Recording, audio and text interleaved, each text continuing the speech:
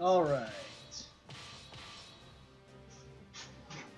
Okay, time for today's round 2. Let's see if we can do better than a whopping 411.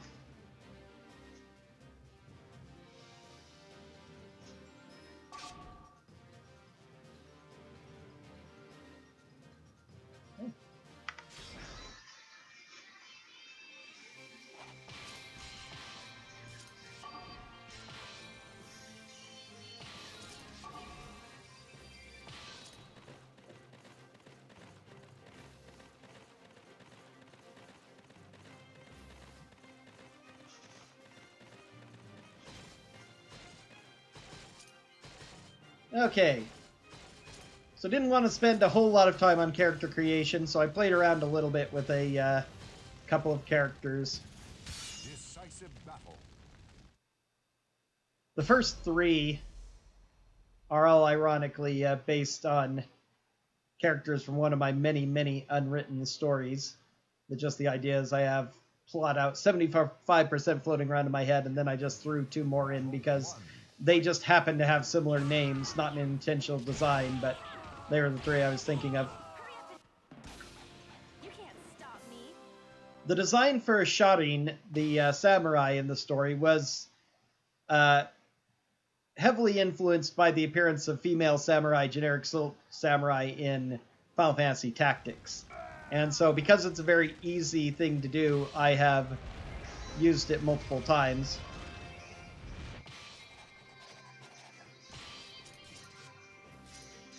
And so I was thinking about using her again, and I thought maybe I'll use other characters from that story, but I couldn't quite remember how well they appeared. And I thought, oh, one of them is actually a dancer named Erin, so I'll use her.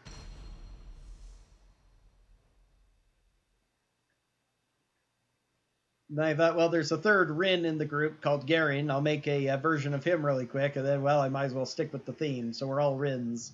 Final battle. Fight.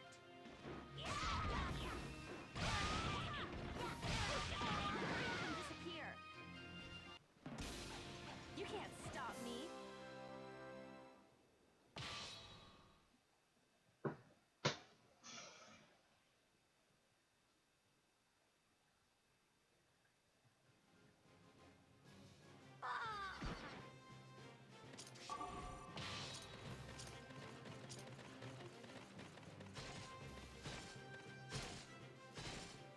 Haven't been totally crisp on my movement, though the fights were okay.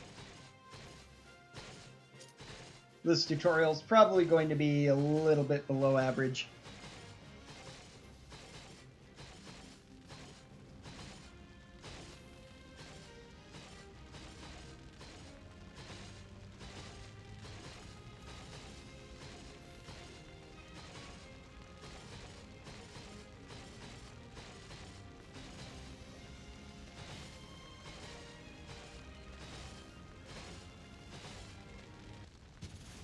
Decisive battle.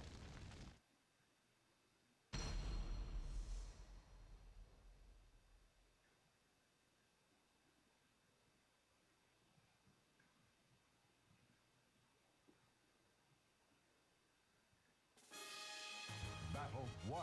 Fight. Hurry up and disappear.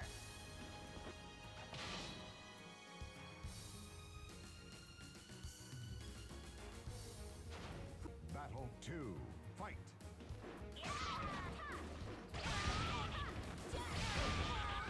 Hurry up and disappear. You can't stop me.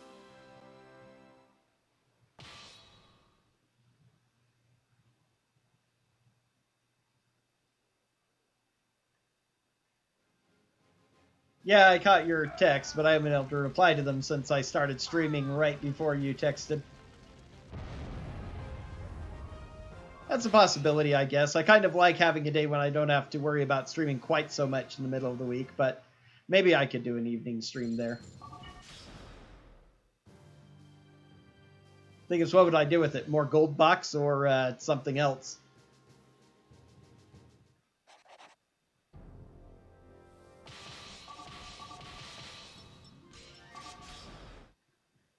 Oops.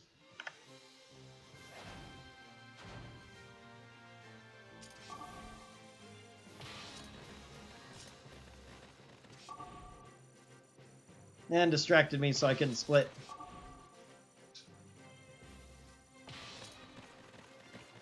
Although they're all relatively short now, Gold Box streams still kind of take a lot out of me in concentration.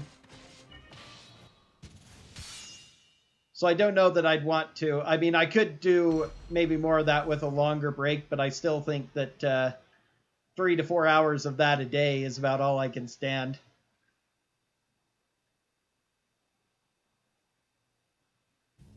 I suppose I could do something else in the evening, but I'd have to find something else. I'm already kind of stretching for different things to do without repeating. I could maybe do just another Soulcalibur stream, make the Wednesday and Thursday my specific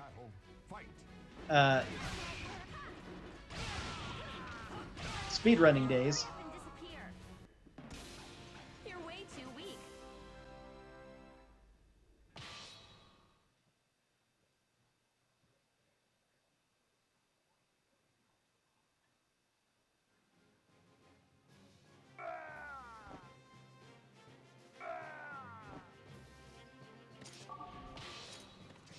Darn.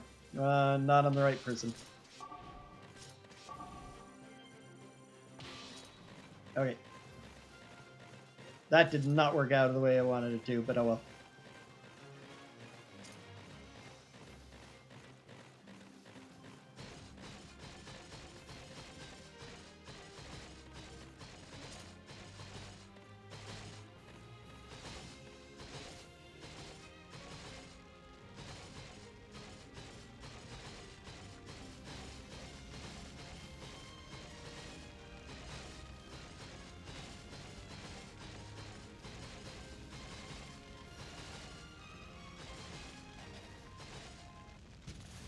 Decisive battle.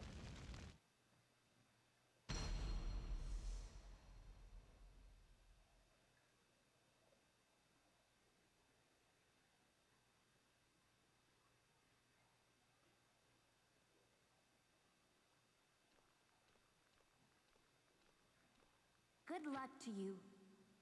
Fight with all your might, as I will. Battle 1. Fight.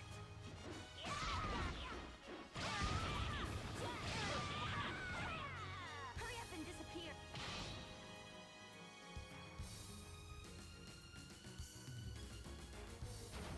Battle 2. Fight.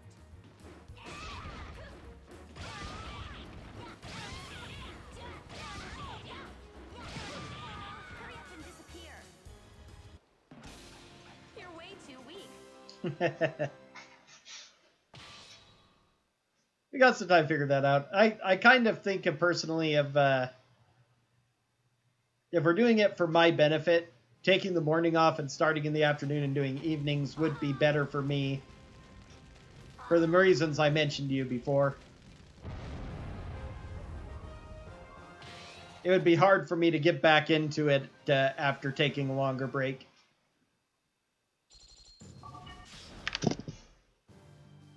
Okay, I'm 3 seconds ahead total. Whatever, that's good enough. I also need to position my mic a little further away from my F1 button.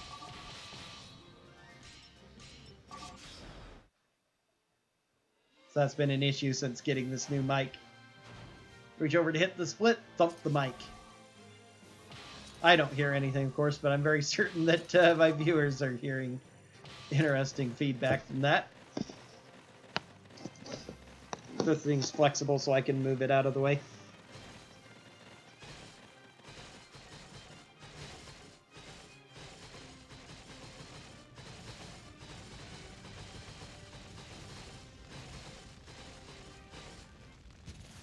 Decisive battle.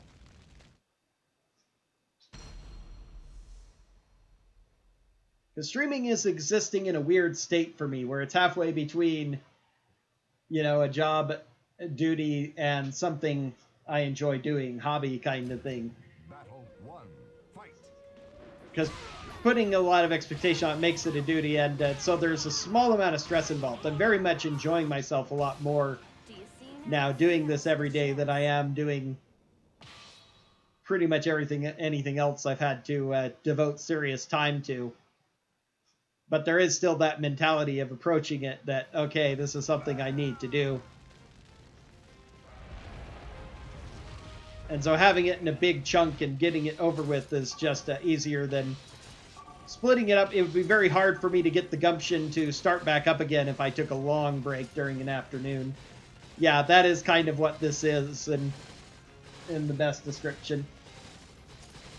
That's a very, very clever little thing I'm sure you picked up somewhere.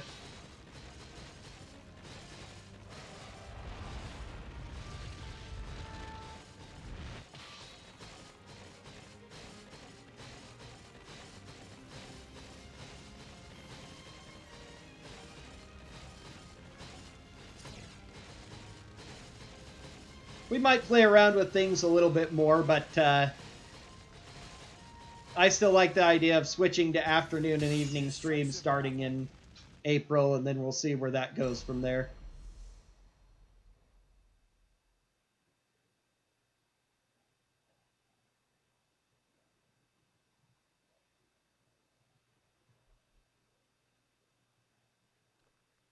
You are strong. One day, you will succeed in life. Of course, only if you manage to defeat me. Battle 1. Fight.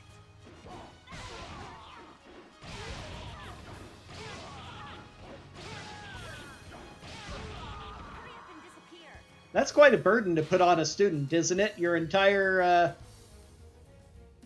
life and everything about meaning in it is going to depend on whether you can beat me or not, the master who's been teaching you. I mean, all well and good to say it's the student's duty to surpass the master eventually and all that, but this is still supposed to be even if it's military, a more regular school and all that. I guess a very anime-esque look at training and teaching of combat.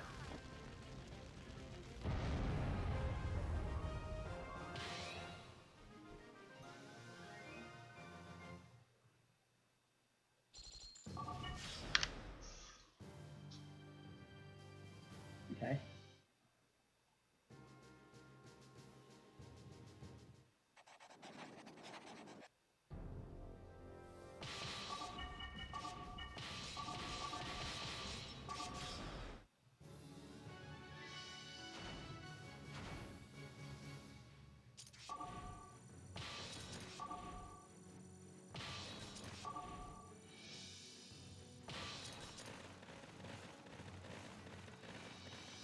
Whoops.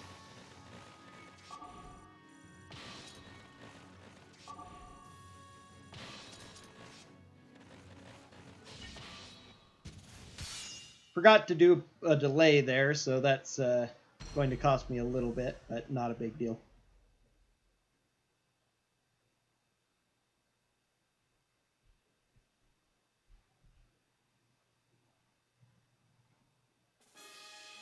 Final battle. Fight.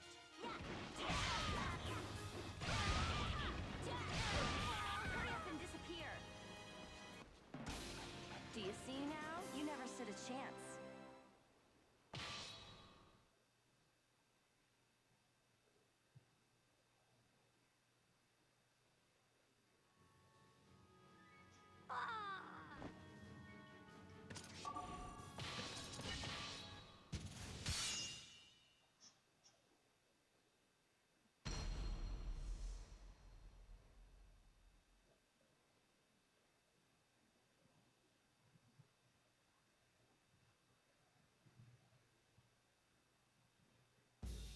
The final battle. Fight. Where are you going? It looks like I'm the winner. And that's pretty much a perfect fight for that situation.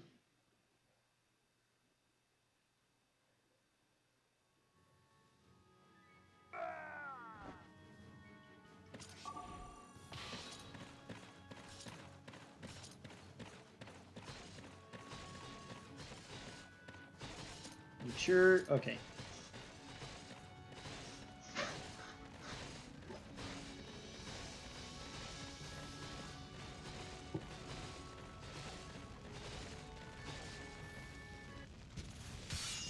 Decisive battle.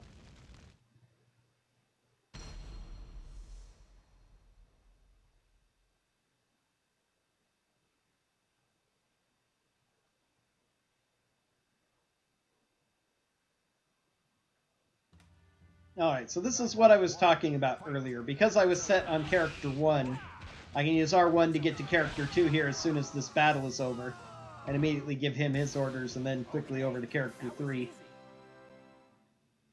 Then I can leave it on character 3, and after character 1's battle is over, I can R1 to character 1 to give them their next set of orders.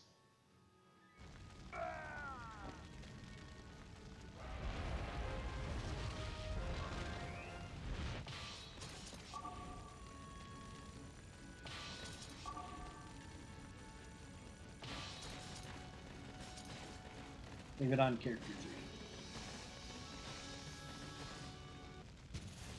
Decisive battle.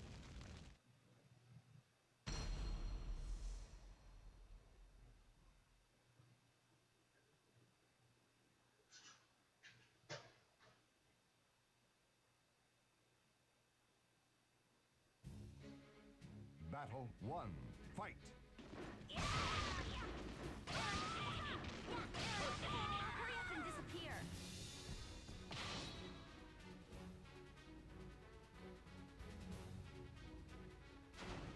Battle 2. Fight. That was a pretty amusing opening. Hurry up and disappear.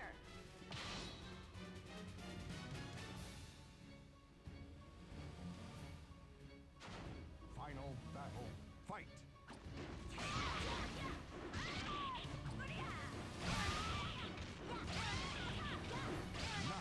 Hurry up and disappear.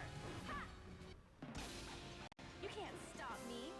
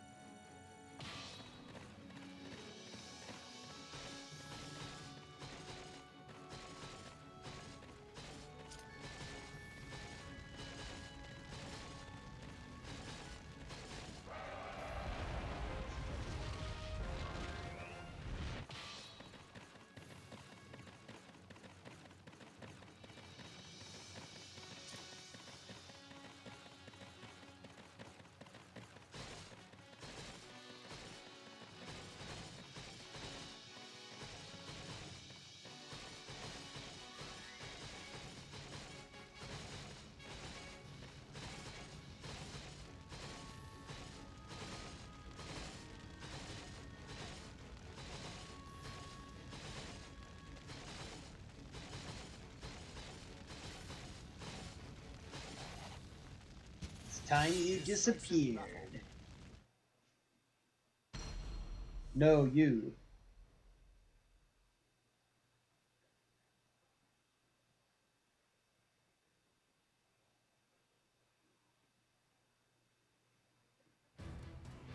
Battle 1. Fight.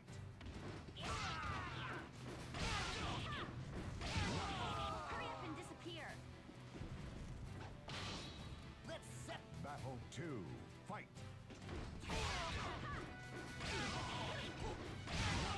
Hurry up and disappear.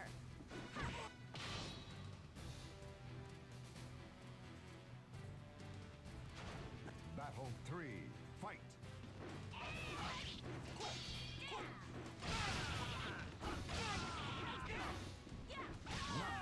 Hurry up and disappear. You can't stop me.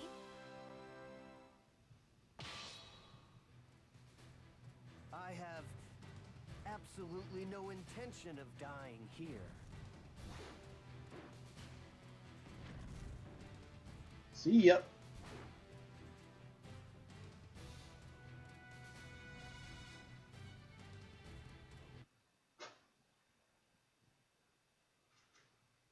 one of the quirkier cutscenes because of the seconds they spend focusing on your character's grumpy expression, which doesn't have a whole lot of expression. These faces do change expression from time to time when speaking, but otherwise they don't have a lot of expression in them, so focusing on it is pretty amusing.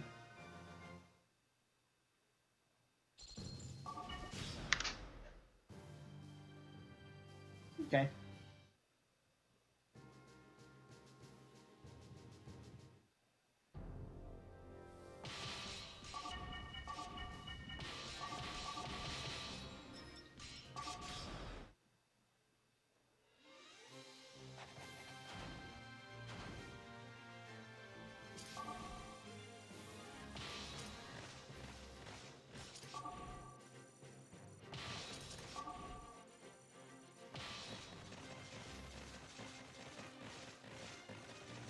Put a slight delay on that, not to meet a character in the field and fight them like I usually do, but just so that all 5 characters will be inside of here when I conquer it. Just makes the map more consistent that way.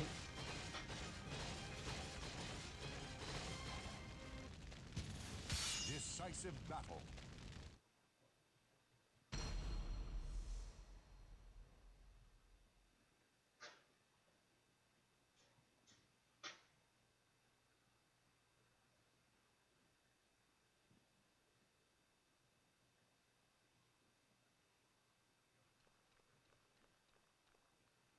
You're certainly a handful. I shall remember your name, as you are the only one who has provided a worthy challenge. Battle 1. Fight. Hurry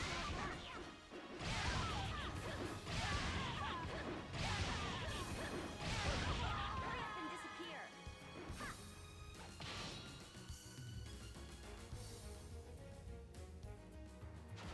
Battle 2. Fight.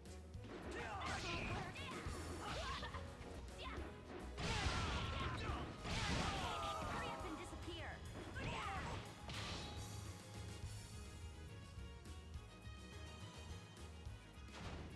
Battle 3. Fight.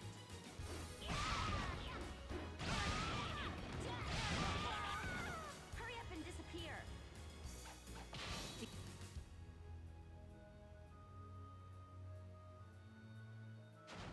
Battle 4. Fight.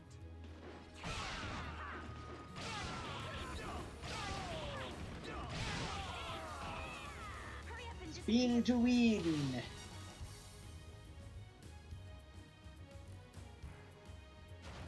Battle 5. Fight.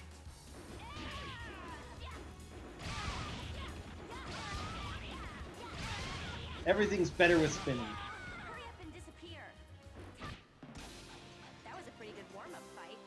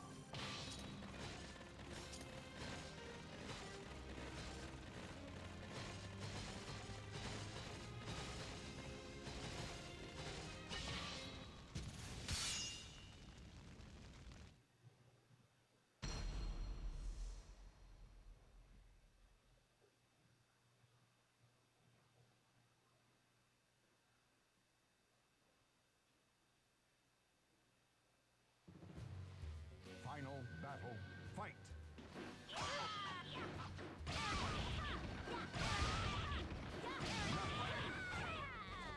Hurry up and Do you see now? You never stood a chance.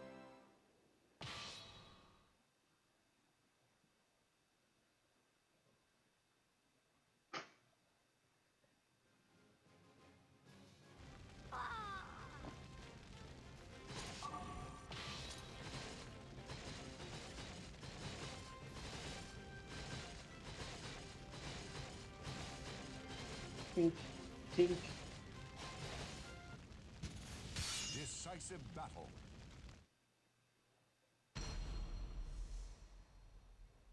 Okay, first Soulcalibur fight of the run. Will Astaroth be kind?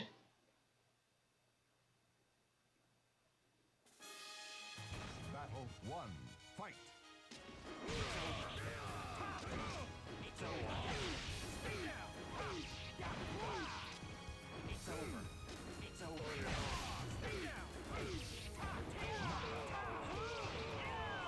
Astaroth was pretty kind. See that? 1 down, 22 to go.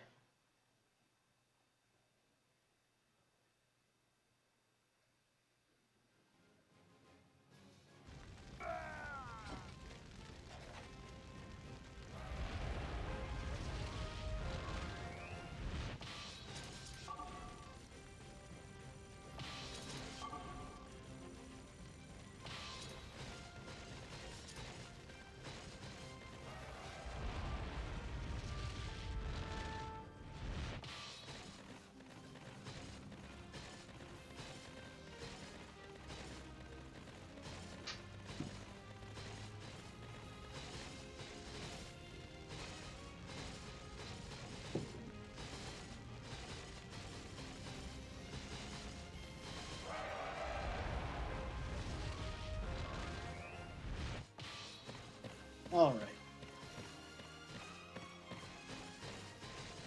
First battle against very tall character, Arion.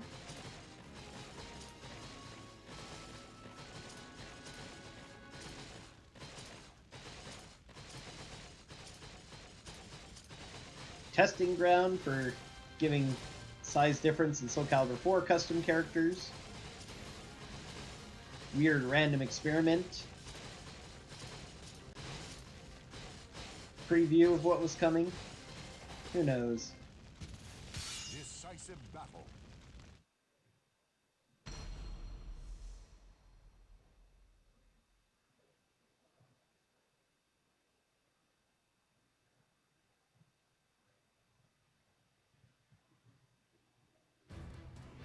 Battle 1. Fight.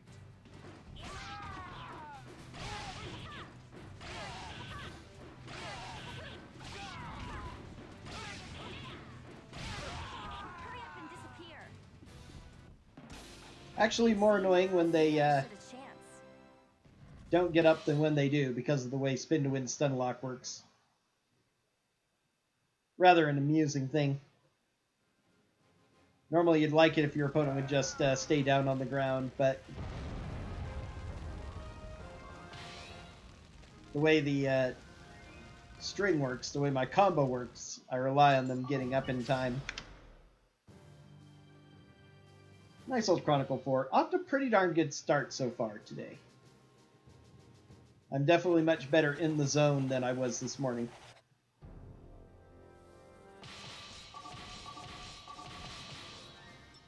Two, three, go.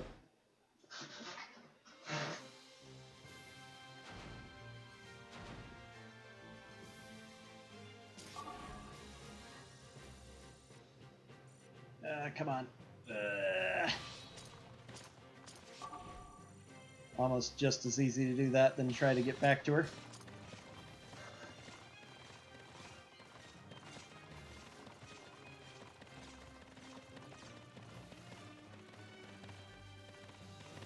Now we wait for these three to arrive, kill them, and then move up so we can go beat Cervantes.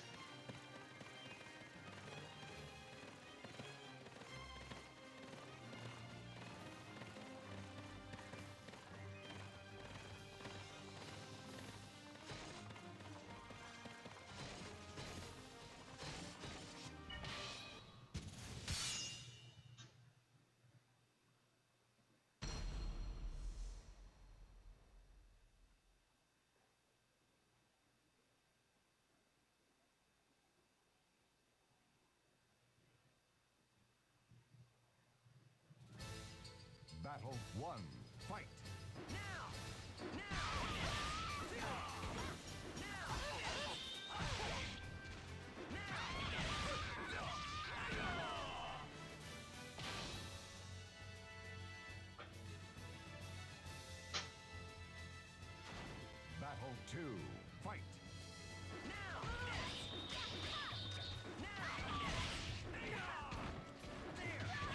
Definitely ought to give a lot more experimentation to this category. Because it always feels bad to have characters that I'm abandoning. Battle 3. Fight. As I noted at the end of last stream, I've generally found that in most Chronicles, not abandoning them is faster. This time, I am the victor. But sometimes it's hard to say if it is or not, but I don't know, maybe having only one on that side to get Ivy and then fighting through the single Stronghold and coming in might be faster, and then having 3 characters over on this side to quickly take out the bridge, Cervantes, and then go through to the main Stronghold. Might be worth a try sometime, but not today. I've done more than enough experimenting with interesting strategies today.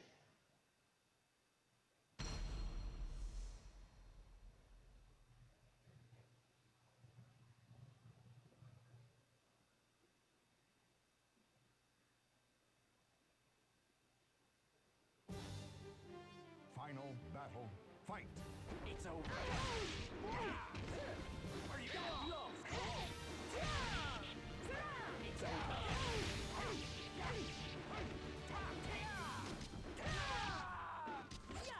It's over. Stay down. It's over. It's over. Stay down. It's over. Come on. Oh, man. Oh, that is very bad. Well, so much for my good start.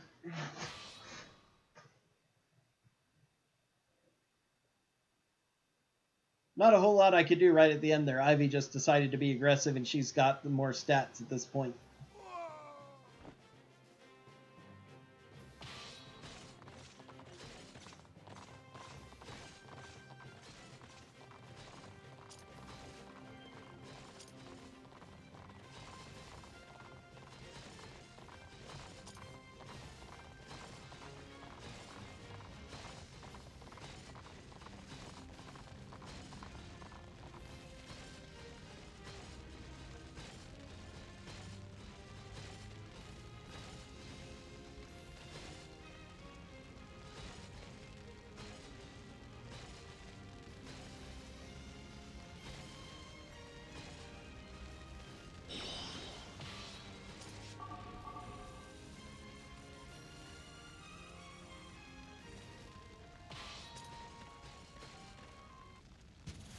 Decisive battle.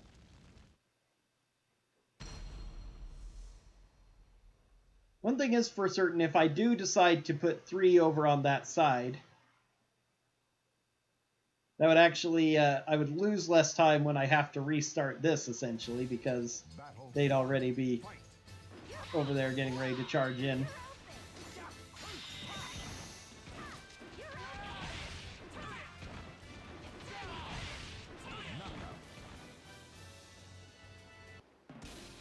Listen, I just can't afford to lose.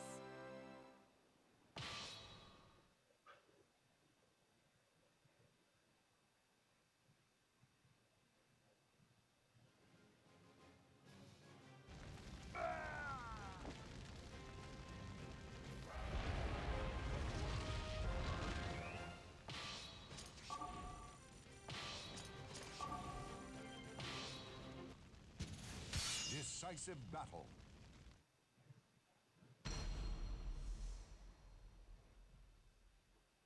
Eh.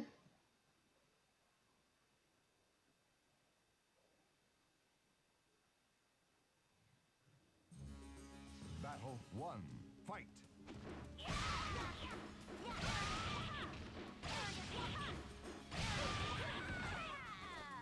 Hurry up and...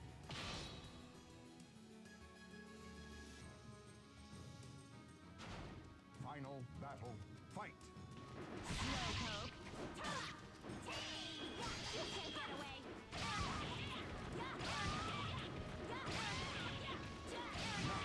Hurry up and disappear. Do you see now? You never stood a chance.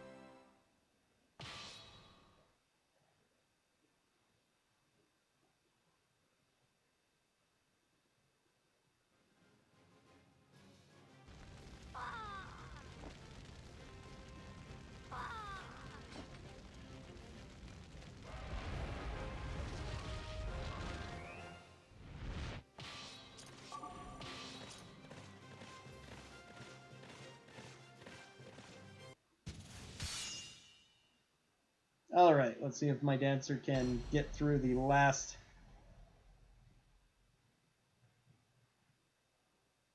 couple of hit points of Ivy.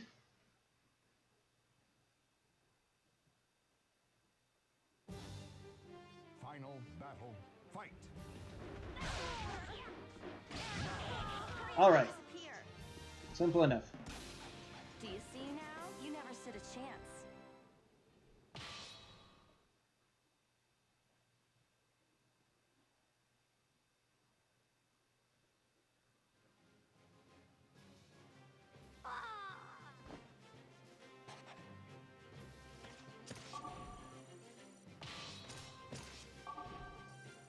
Okay, actually much better to go this way now.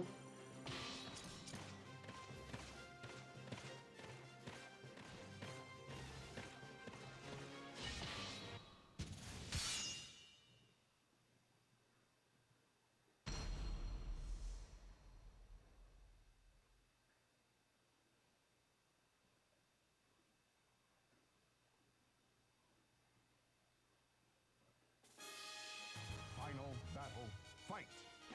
Hurry up and disappear. That was a pretty good warm-up fight.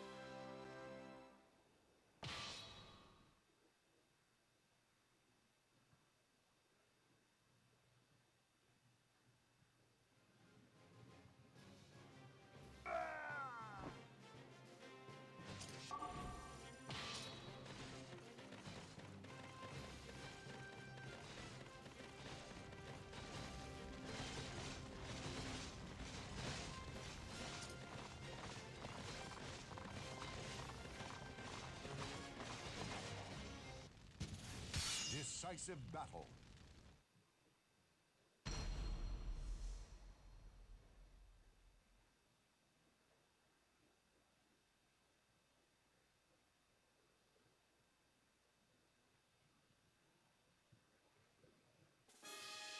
Battle 1, fight!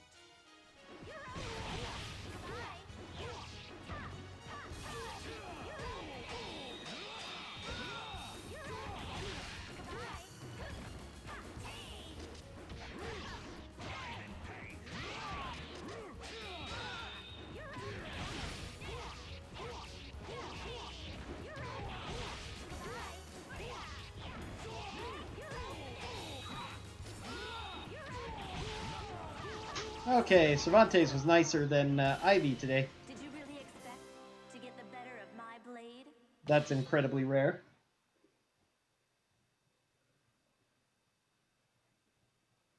And that's 3 down, 20 to go.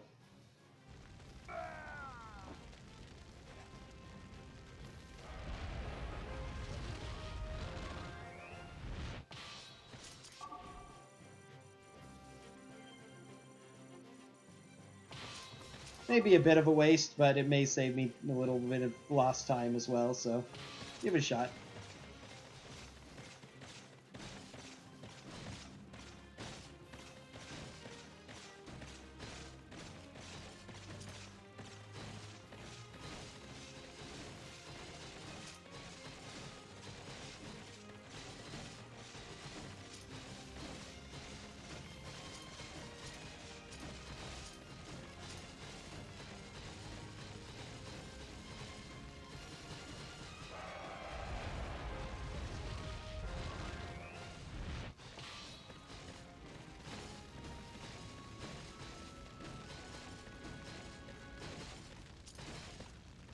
Yeah, even if they arrive in time to hit it, it's not going to be worth it based on the time I spent ordering them and taking down the other stronghold, but eh.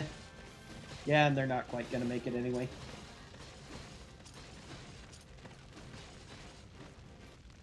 Decisive battle.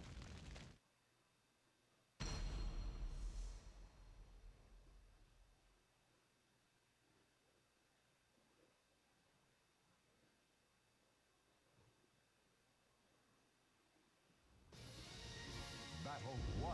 I was doing pretty well on all the little stuff early on, but then Ivy decided to be a pain and killed me. So that's making this this Chronicles going to be a minute or so over because of that, because it's a relatively painful death the way I have the current setup. Battle 2. Fight.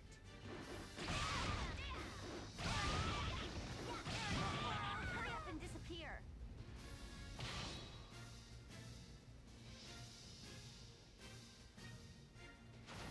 Battle 3. Fight.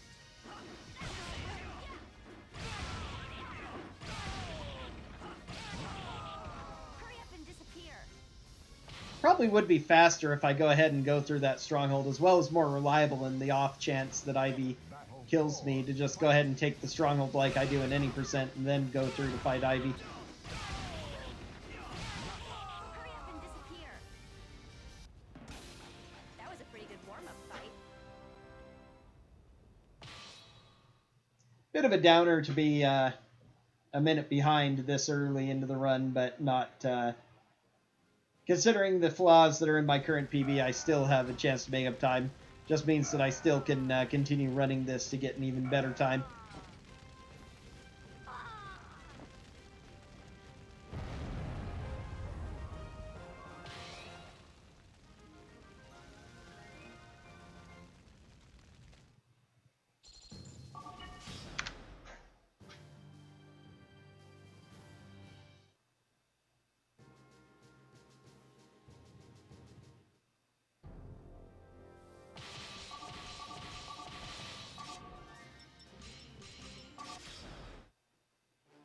Almost started at default positions. That would have been slightly slow.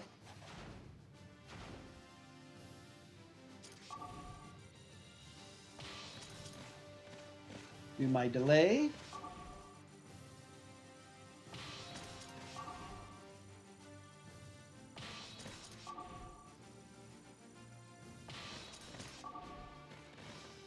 Already only 4 characters. Okay.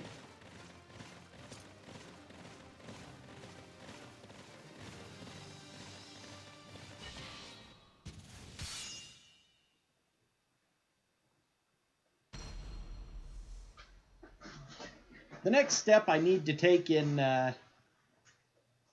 planning these out, especially for situations like this, is going ahead and using the R and L to select character 4, and then when preparing for this fight, go up to manually select the character and have it just track her. That way I can immediately press R1 as soon as the battle's over and make sure I've selected her again. Occasionally I think of that, but I don't have that quite practiced down yet.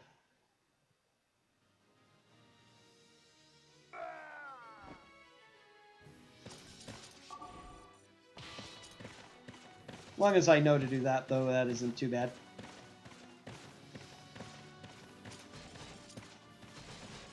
Because the cursor gets very inconsistent if you leave it in a spot and enemies move into it, including like right after a battle is over or such a thing.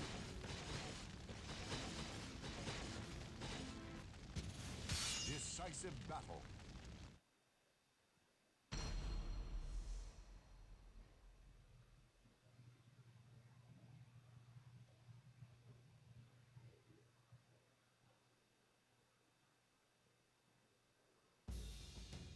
Battle 1. Fight.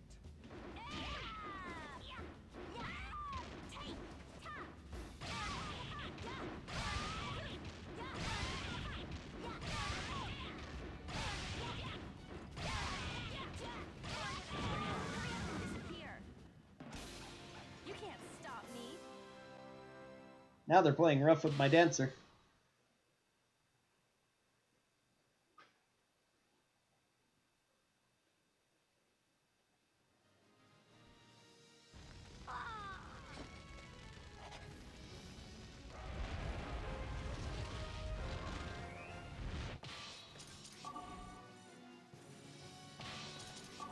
Didn't have the right group selected anyway.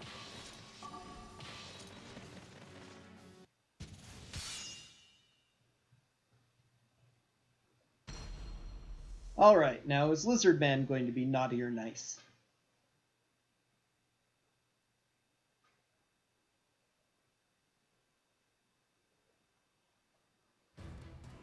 Final battle.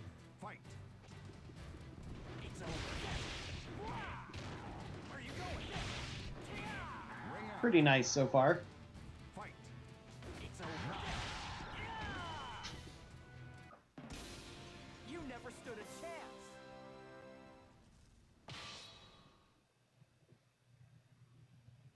Okay, so I can make back half of what I lost in the last one here.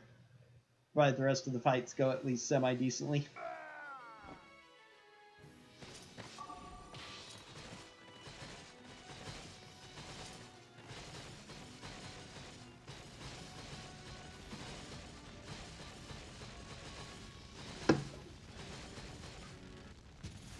Decisive battle.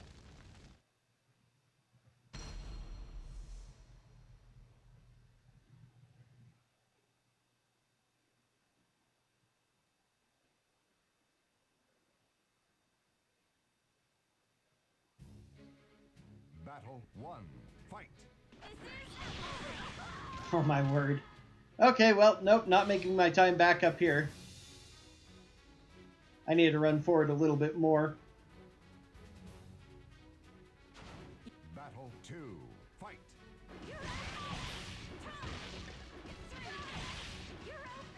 Nope, that was not the answer. This isn't the same. Whirlwinds.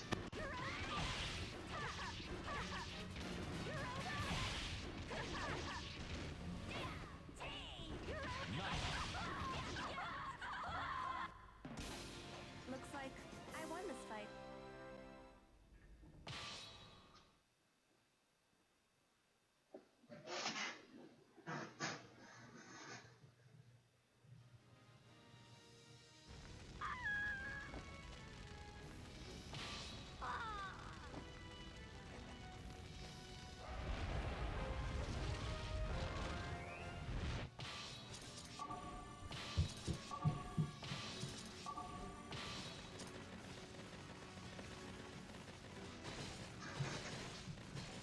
Stronghold's so small it's not even worth it reviving for a character to respawn.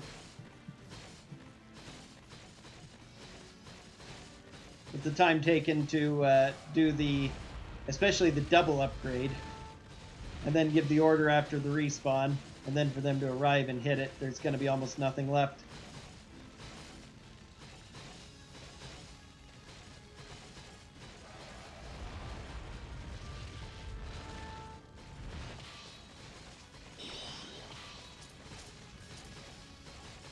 Makes this scene, totally unchanging cutscene, regardless of what character you bring, a little more confusing. Because I used to do a lot of runs and or playthroughs where my main character never fought Luna, which made all of her obsession with my main character all the more amusing. So we meet again. In this case, it's amusing that It's time to collect on your Luna debt. wants us to collect on our debt when we're not there. Fight. I'm not the one who fought you. I'm just the backup. Where are you going? It's over. It's over.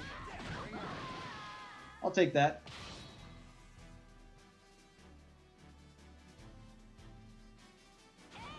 Battle 2. Fight. It's over. Where are you going? Fight. It's over.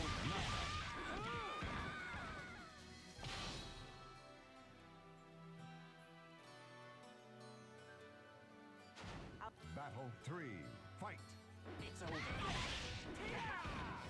It's over. Fight. It's over. It's over. Knockout. It looks like I'm the winner.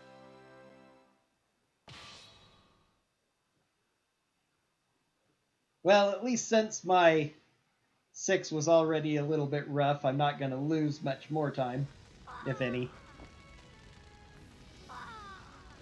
I wonder if that's the same thing that happened last time. I can't remember if my current PB was a death to Lizard Man or a death to Elua, because that both have happened a couple of times recently. I think Lizard Man because it's a little more time lost than a loss to Elua. So I still made back a tiny amount of time, 9 seconds.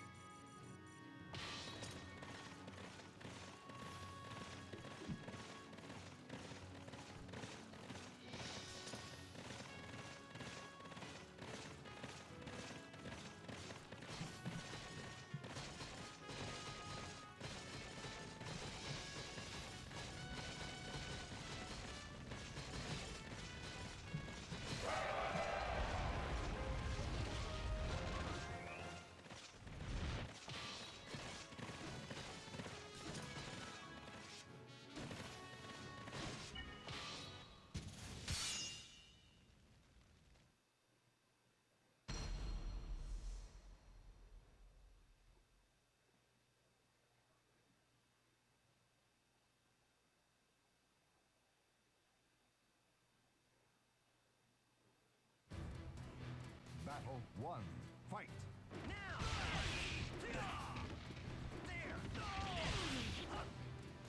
Ring out.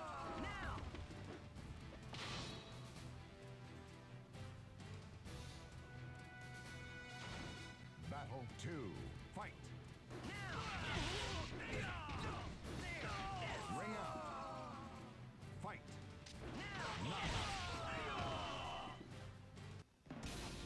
I'm sorry, but I must move on.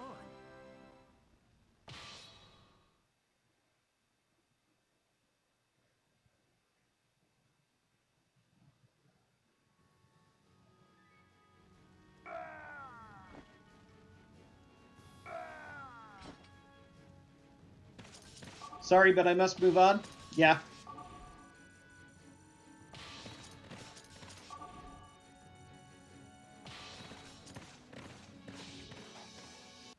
No.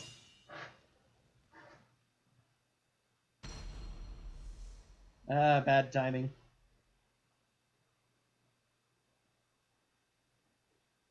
I'm gonna have to reorder pretty much everybody. Oh well. Final battle, fight.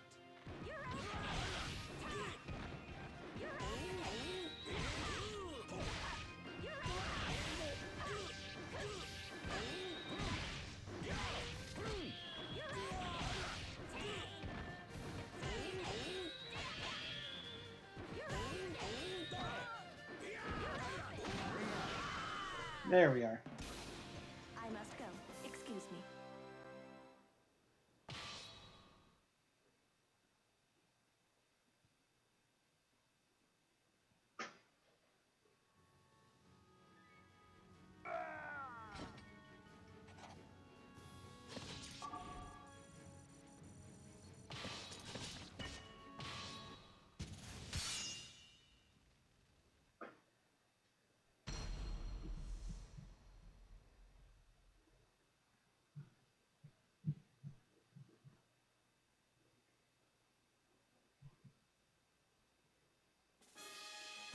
Battle 1, fight.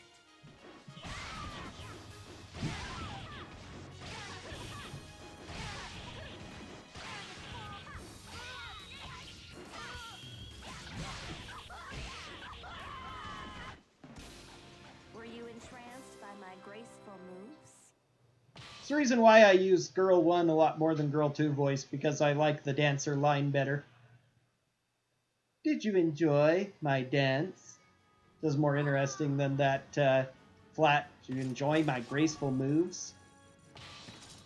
Doesn't seem to fit the voice much. Clumsy. Oh well.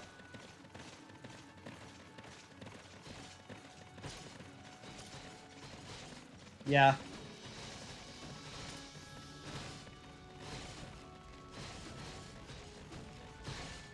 The way that Girl 1 says it, the coy way of "Did you enjoy my dance?" sounds exactly the way you'd think a Japanese fantasy dancer fighter by profession would say, semi-seductively.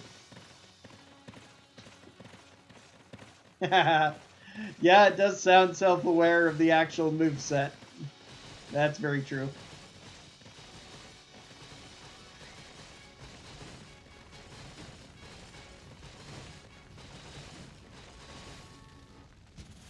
Decisive battle.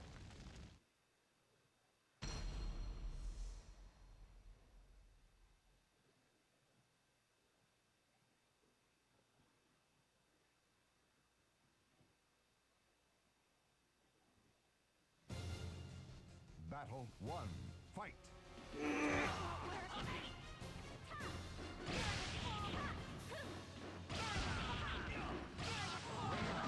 Whew, lucked out a little.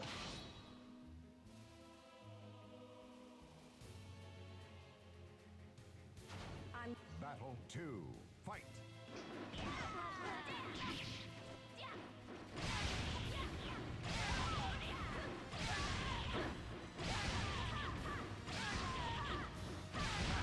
Hurry up and disappear. You're way too weak. Okay, ice battles went well. A little bit clumsy on the execution of some of these, but otherwise 7 has been decent, especially compared to 5 and 6,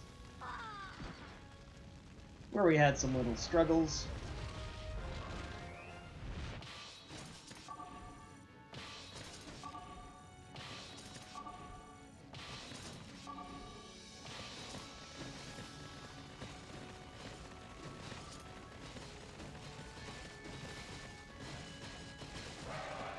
And 21 seconds.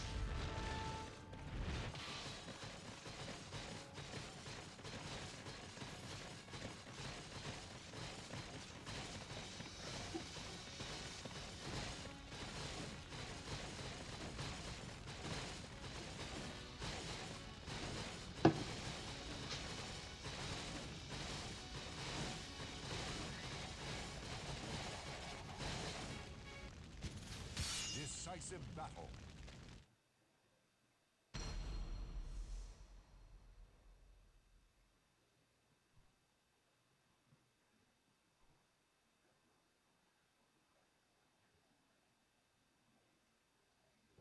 Yep, Battle pretty one. reliable. Fight.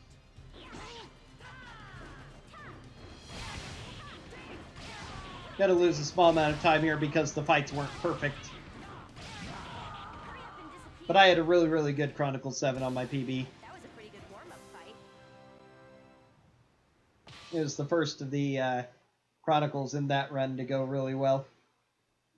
8, I've still got some time I can make up on, though. Small amount in 9.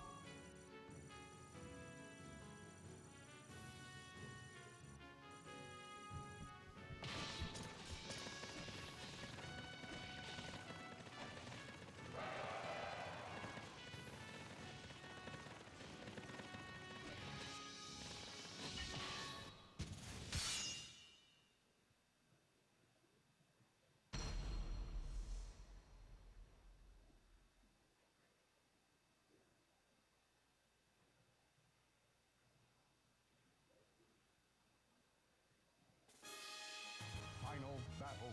Fight.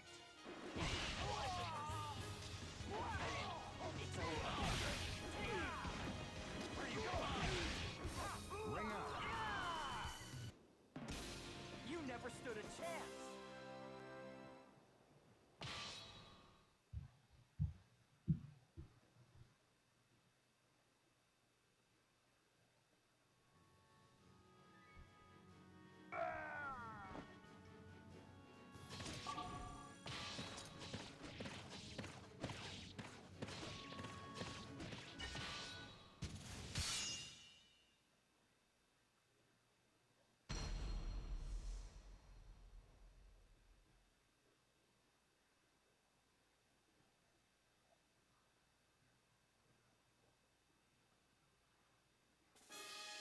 Final battle.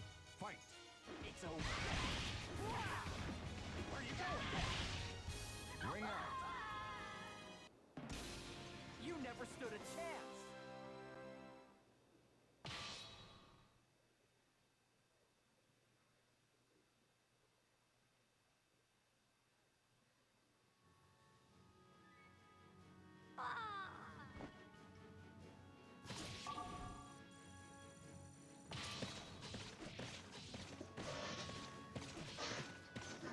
Okay, those two finally are close enough that I can just wait for them to group up before fighting.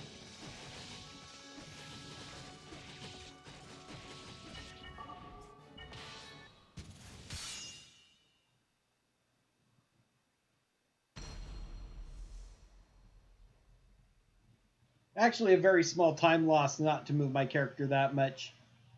I hadn't thought about it much before, but that guy is a knight, and he's so slow that just starting there, I could start moving immediately and it'd be fine. If he doesn't quite engage her, that means he won't kill her, which means I won't have to pause the game for the loss there, so need to remember that. I just keep having this feeling that I want him totally eliminated, which he...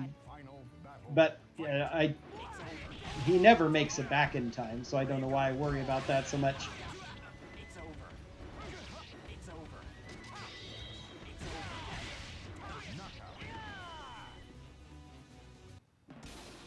Okay, that was easy.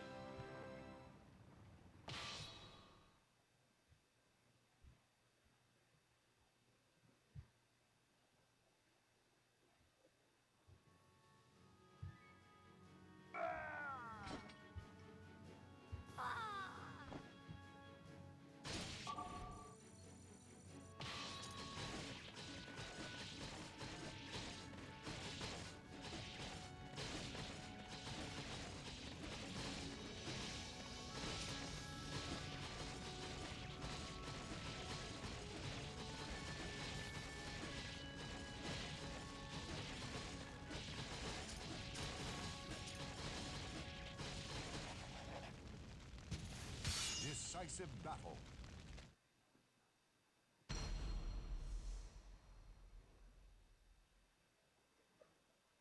The other reason it's always good to have at least 2 characters on each Soulcalibur character, especially ones inside of buildings, is in case I lose one, which can happen.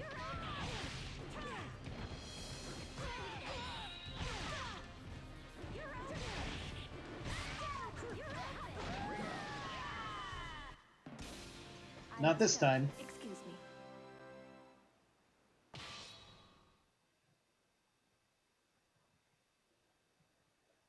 That's 6 down, 17 to go.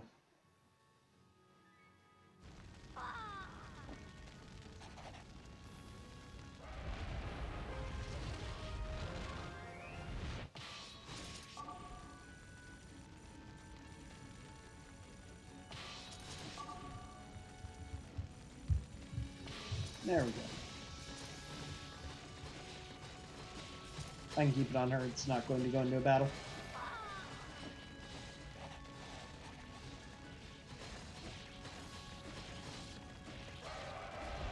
A lot shorter death animation than I thought, though, so it's not a big deal either way.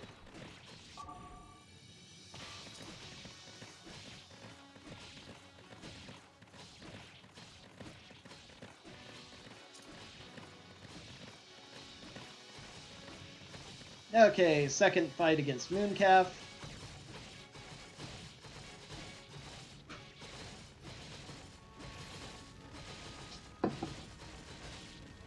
She's been given Cure to offset the fact that she's wielding a weapon that damages her when she attacks. Decisive battle.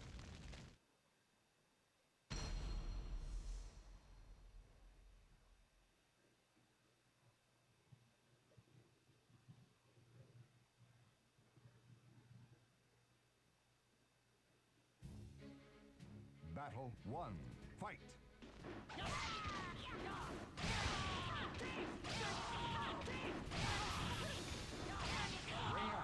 Perfect. Do you see now? You never stood a chance. If she had gone out earlier, it would have reset the fight. I would have had to finish off her last few hit points. Not great, 5 and 6. So we're a little behind, but we haven't had anything catastrophic happen yet, so still more than possible to PB here.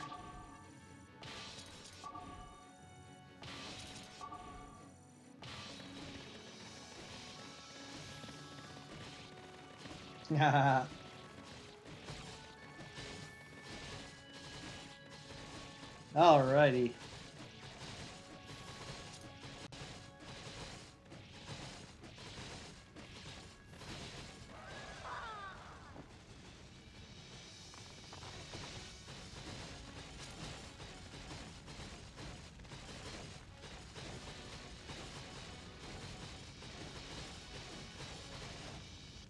Decisive battle.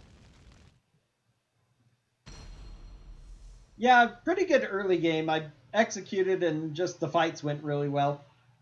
Kind of surprising that I was able to do better on those ones. But 4 especially, I did have some time to make improvements on because Fight. I've been kind of lazy with it the entire time, so just being aware of what I was doing allowed me to get the big one there. 2 is mostly just the fights must have gone great. You can't stop me.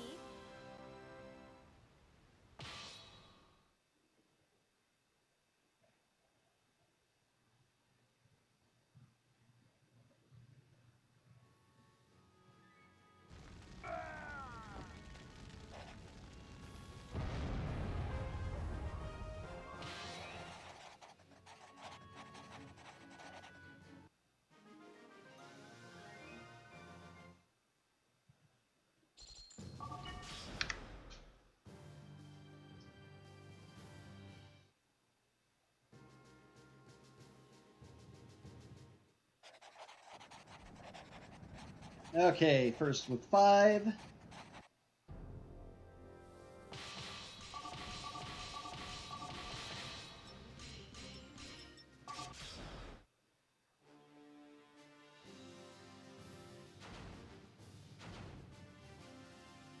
Yep. Some people do different custom colors, but I just use the default ones available in Live Split. So green means that you are ahead of time.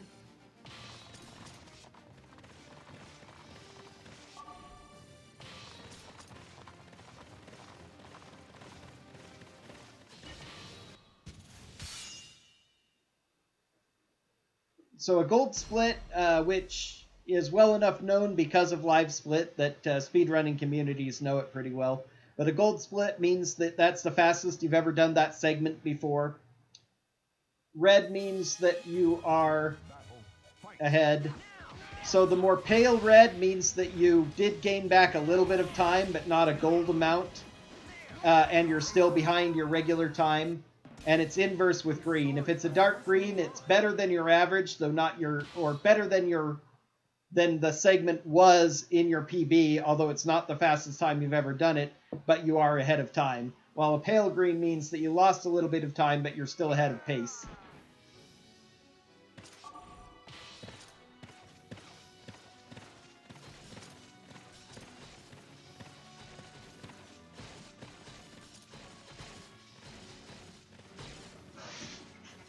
Yep, any times in segments coming up are the times from my PB, but as soon as I do a split, the time from this run replaces it.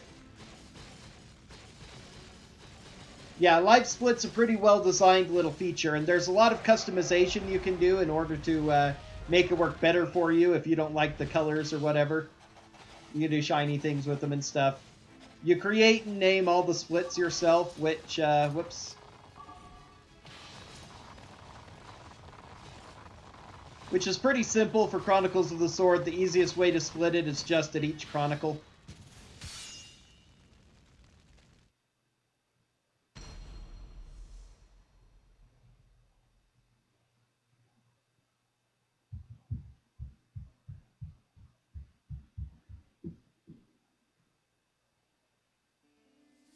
Battle 1.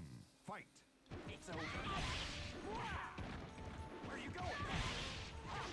So as of my last split, I'm 40 seconds ahead of, or 47 seconds behind my Battle 2. PB Fight. up to that point. Where are you going?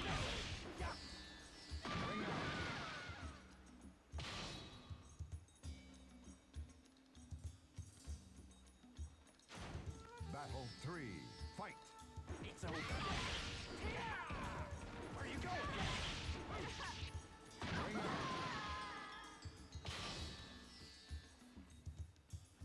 Which is nice. I'm fine, of course, but naturally changing the Battle. default colors is pretty useful for some people. Like those who are colorblind, Where are you going? the shades of red and green are absolutely no help. It's over. It's over. I have a friend who's got, you know, basic red, green color blindness, so he'd never be able to tell from any of that. Battle 5. Fight. It's over. It's over. It's over.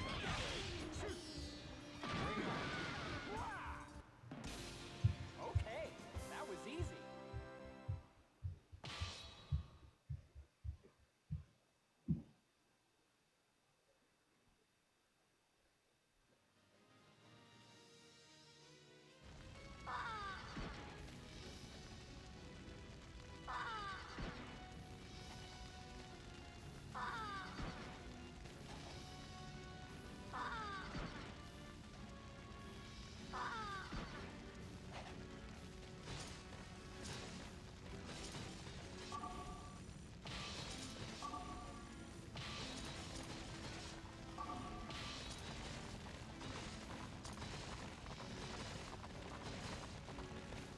Messed up again slightly. I don't know why this happens sometimes.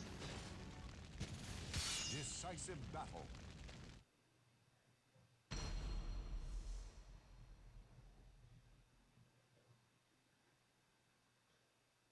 Yep.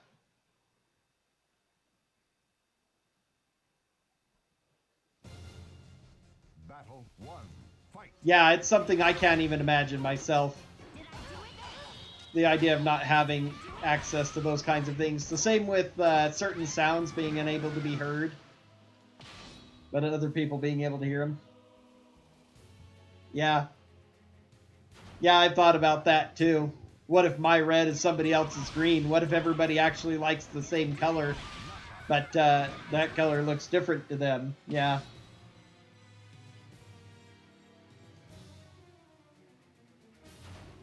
Battle 3. Fight. Did I do it?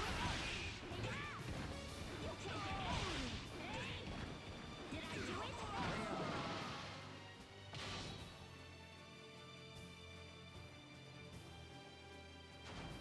Battle 4. Fight. Did I do it? You can't get away.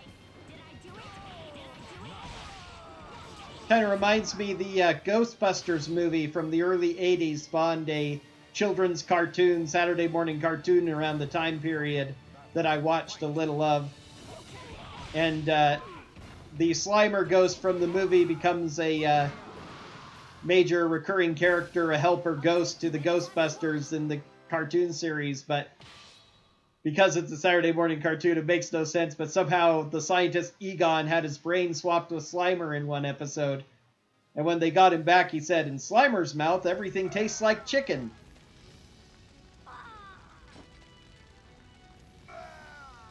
I've actually played a little of the third Baldur's Gate. It's kind of okay. It's got a huge difficulty curve, so I haven't picked it up in a while.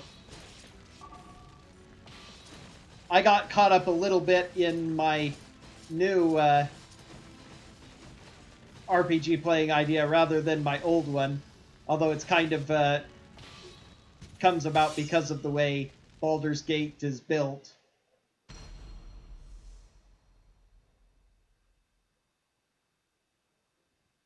But the storyline begins and gives you such a sense of urgency that, oh, you're going to die if you don't do something about this problem you've got. You've got to move forward. Battle 1.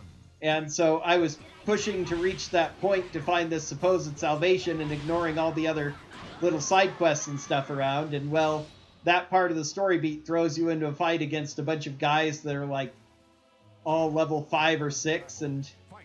if you just hit the necessary stuff, you're, like, level 2 still. So I just got absolutely slaughtered, and I was like... And it just went so fast, there wasn't even a chance of winning. It's like, how on earth you're really supposed to do stuff? They don't give you a proper town or anything to get in before you reach this point, which was one of the reasons why I was pushing. So that kind of put me in a bad mood for it. I would not be surprised, since Illithid feature strongly into the story of that, so people modding them in is no surprise at all. I mean, what they can do with mods now on most of these games is pretty crazy. Decisive Decisive battle.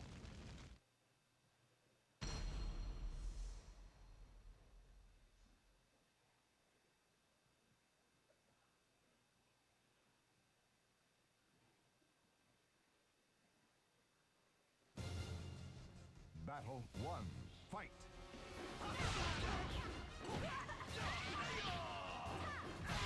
Come on. Not even getting a chance here because it's all unblockable. Hyle's going to kill me, so I'm going to lose another little bit of time here.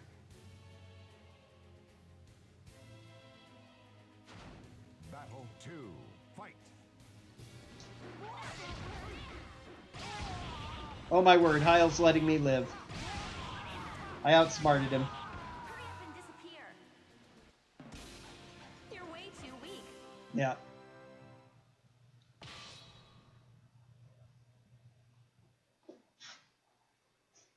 Partially luck and partially a smart move on my part, maneuvering around rather than rushing in. Because they get more aggressive when you're on low health, from my experience, if I had charged in, he likely would have used one of his quicker first attacks and just killed me. So I banked on maneuvering around first and managed to outmaneuver him. Whoops. Now I'm going to lose time from a save. Oh well. Yeah, that wasn't so bad considering that it didn't go perfect.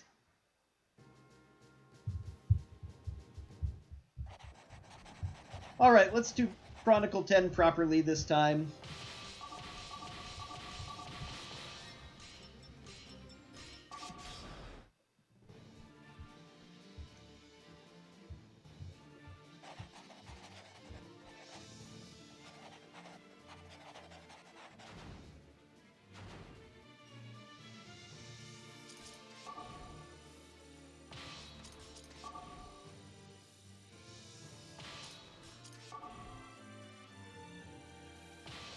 Alright, you're 2 for 2 today.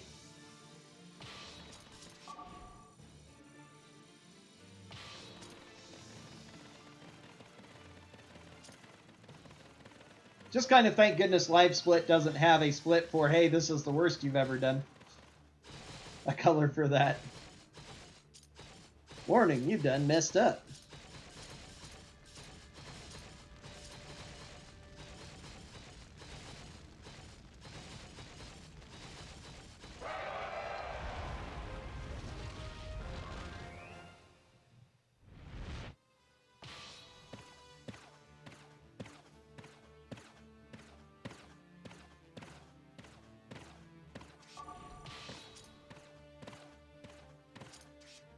Whoops. Oh, wrong one.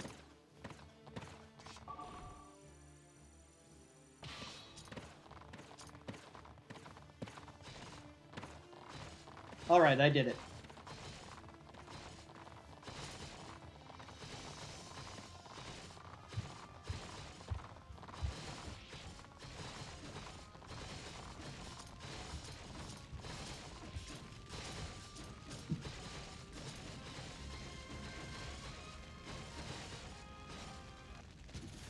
Decisive battle. But yeah, it takes a bit to get to the first town, and I guess when I was looking online for guides to figure out what went wrong and what went screwy with it, there is a town shortly before that section that you can get to, so you can actually start getting equipment and real quests and stuff. But it's a little bit off the beaten path. I figured that you wouldn't find Sanctuary until you met these people who supposedly maybe would be able to help you. Turns out they want to kill you instead. Battle 1. Fight.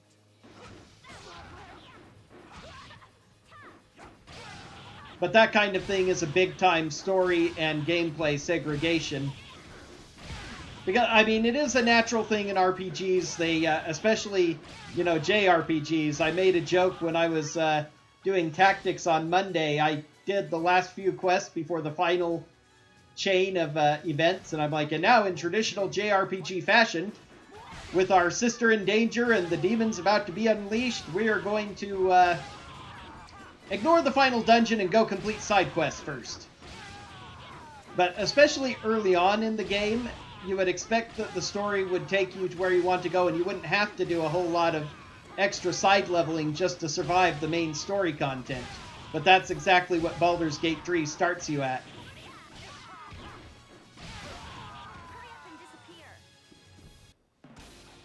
just about. Stop me. And I mean, maybe they were going for that flavor, but when I compare it to Baldur's Gate 2, which I spent a lot of time on, they actually set the game up so it's that way. Yeah, if you try to progress the story, you're going to run into the same thing, but they literally put you at a point where, in order to progress, you're supposed to accumulate a large amount of money, and you're given all the time to do this. So, you know, it's like, go around the city, do quests. They say specifically, you need to do this before you can get help to go, you know, complete the story and go rescue your sister and all that.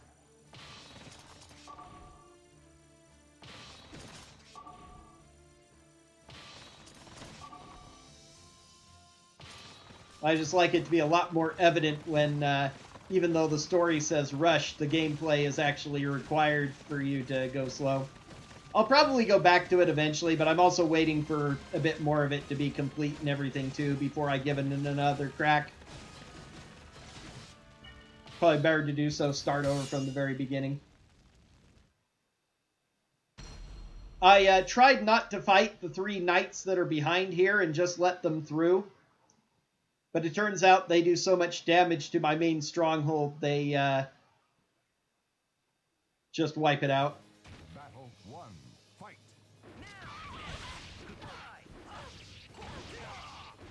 You're irritating.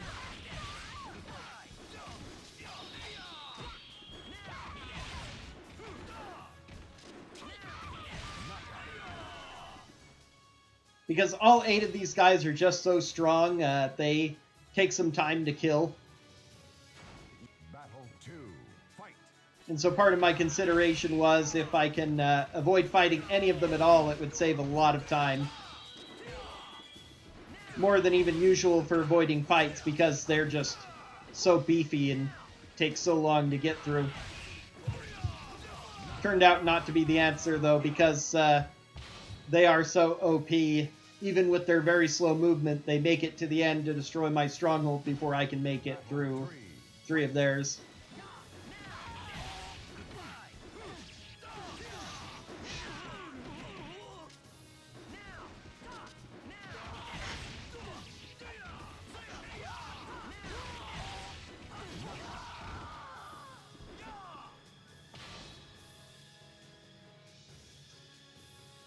Yeah, I always hate having a sense of urgency in a lot of games. And it's an artificial urgency, but, you know, it's because it's... What I mean is there isn't a actual time limit. They tell you you're going to die in a few days if you don't get it solved.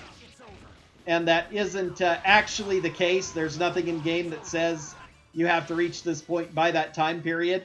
But all of your characters, you're given 4 quick companions immediately, and you all are dying of this thing the Illithid put in you, and you have to get it out. And they're all talking about it. Why are we wasting our time here?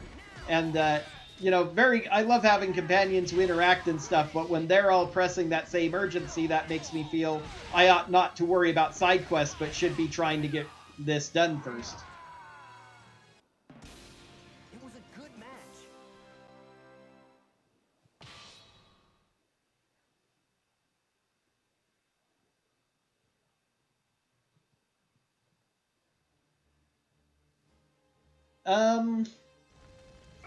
Hard to say. These guys are just so overwhelming, though, that there's not much you could do with it. As I say, eventually I might try a few tricks with it. If I fortify up those strongholds and then I have 1 cavalry waiting behind to do it, and I make sure to kill those 2, maybe I could... This saves a very small amount of time to come out right here. Perhaps I could still go through with this or something like it. But it's hard to say.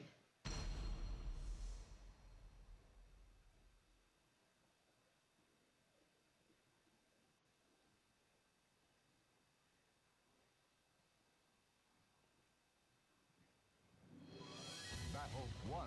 Fight.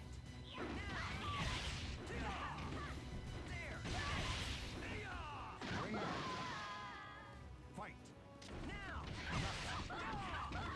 There's still a couple ideas I've got here of ways that I could do it if I were careful enough, including getting rid of those two, but Battle 2.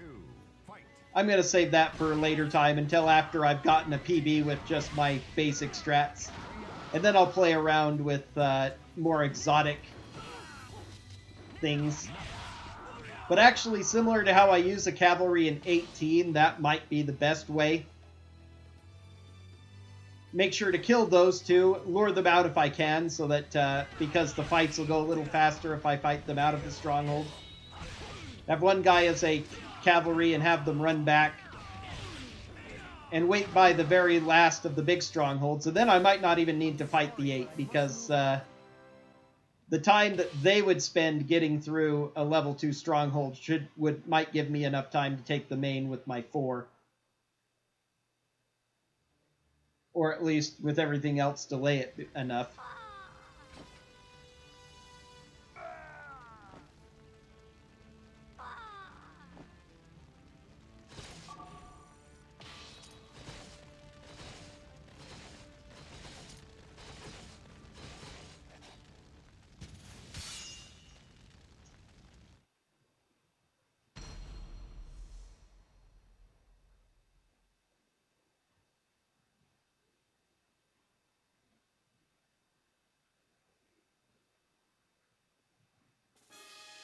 Final battle. Fight.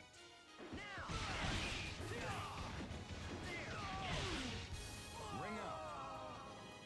Fight.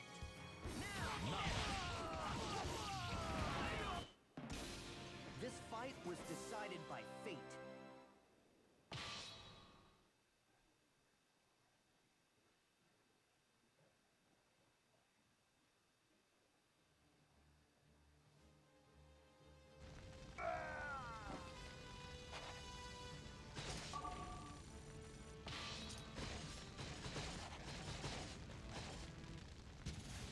Decisive battle. Okay, Sungmina, please be kind. Here is Soulcalibur character number 7.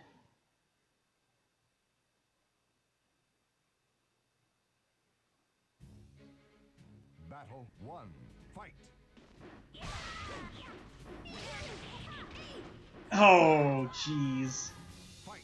Horrible ice. Oh, again! Fight. No! A third time? Are you kidding me?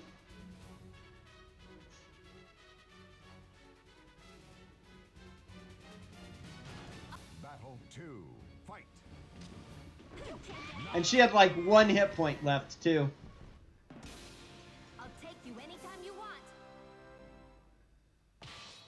Ugh. I've had ice slide me off before, but that's the worst. I've never had the tracking that bad that it slid me off 3 times in a row. The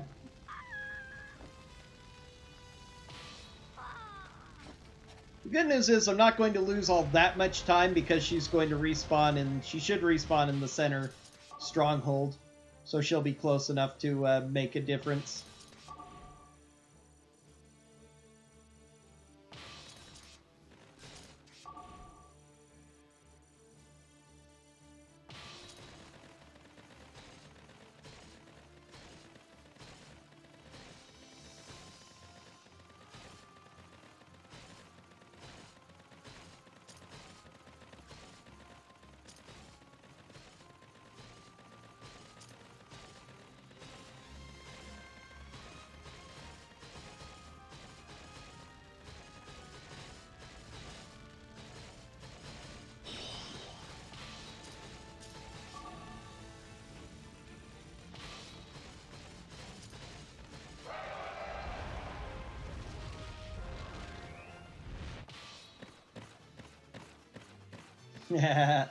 Yeah.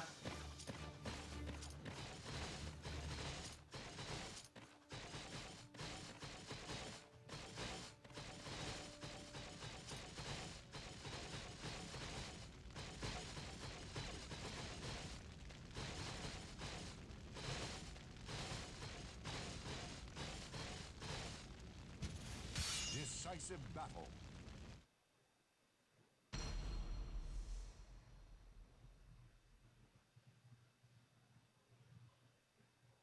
2 minutes including cutscene. Despite the death, I could get back some time here. That's crazy. All right.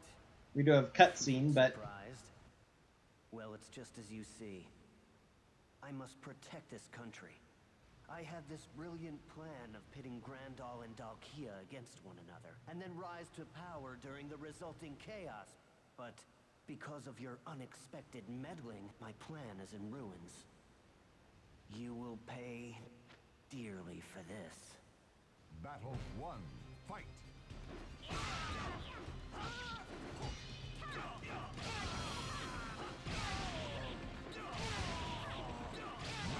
Hurry up and disappear. You can't stop me.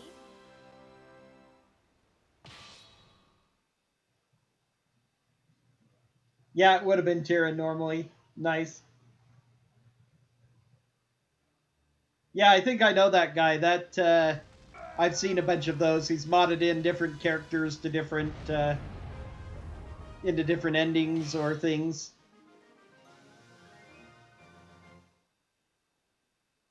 I watched one of them recently where Shanghua's ending, her quote-unquote bad ending, they replaced her and Kilik and Maxi with Nightmare, Night Terror, and Soul and Abyss.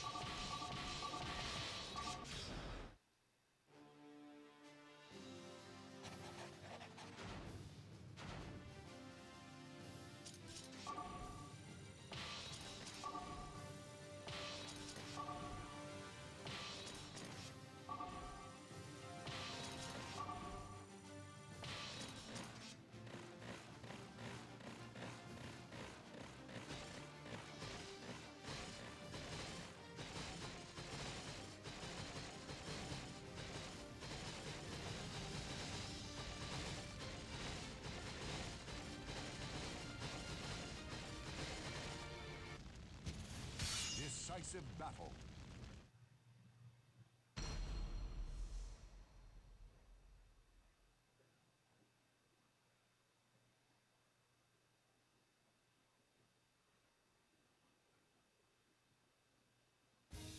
Two. Battle 1. Fight. Come on. Oh.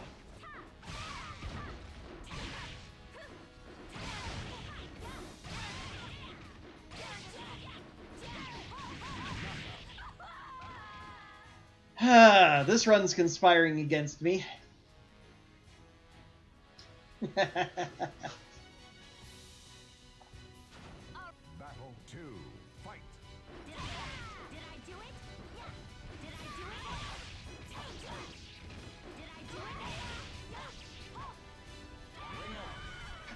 it? It looks like I'm just too strong for you.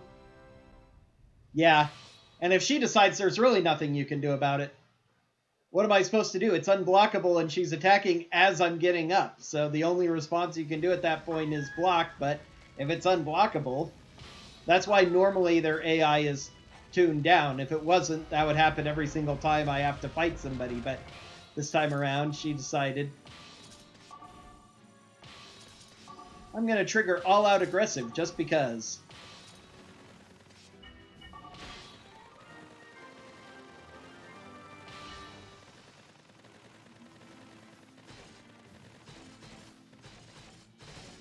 And because their AIs are toned down, I usually don't make as big a deal about all unblockable as I do Guardian Force, but it's the same principle that adding a mechanic to a fight that totally destroys the,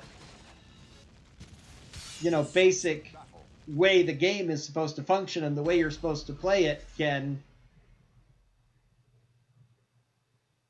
you're breaking down what the game is, and it doesn't operate right anymore, and so it doesn't feel good anyway about it. Battle 1.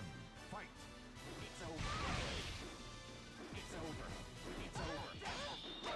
It's over. It's over.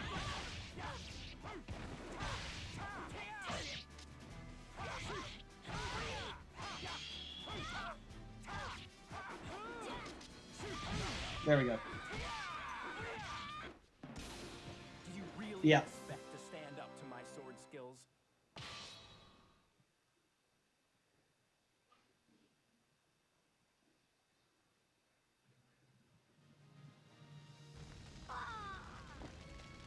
The only reason I wouldn't call it bad design is because usually it isn't a problem.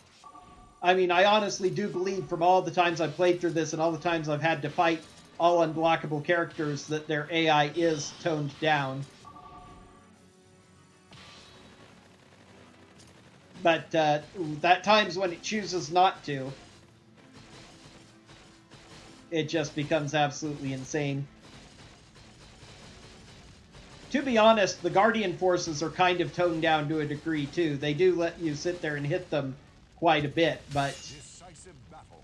because they are programmed to take advantage of openings, that triggers rather often.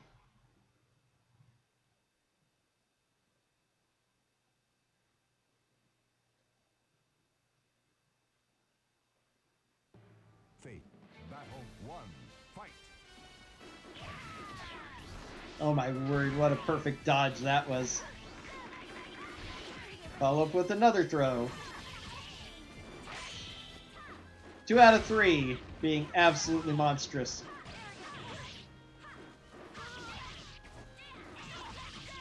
My word! Enough of this!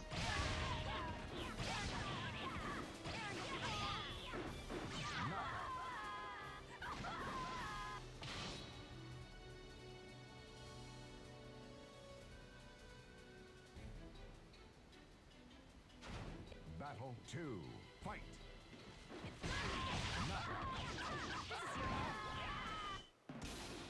I must go. Excuse me. Yeah, they try to implement ways that to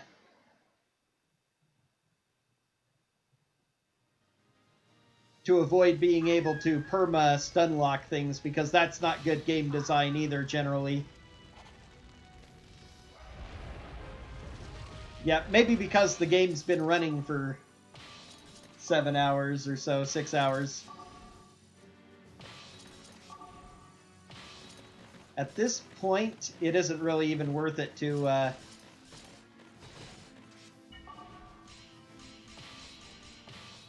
build up again.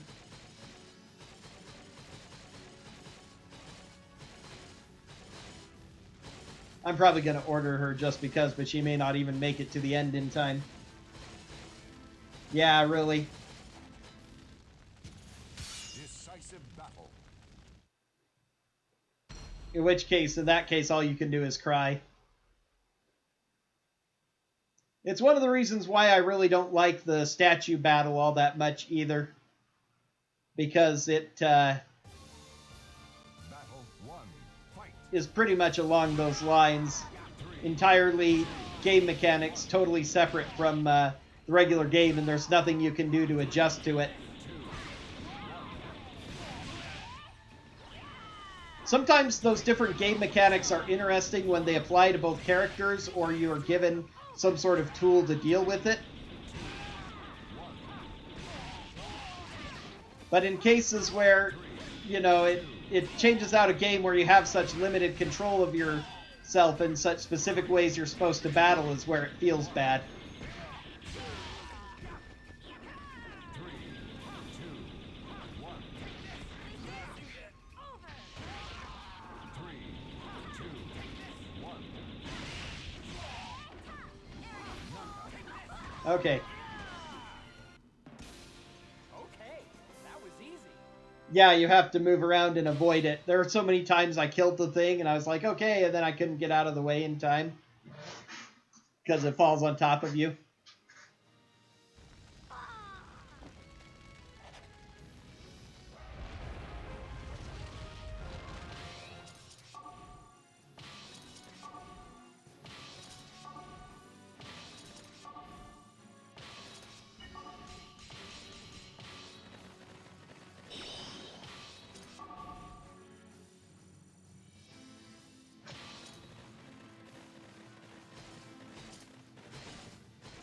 Yeah, the game feels determined not to let me have a PB today. It's still possible because my 16 and 17 are both so awful, but It's not looking so hot when I've already had 4 characters decide to just kill me and it's only Chronicle 11. Decisive battle. Nah, it's not that. I've been concentrating on the fights where I've been dying.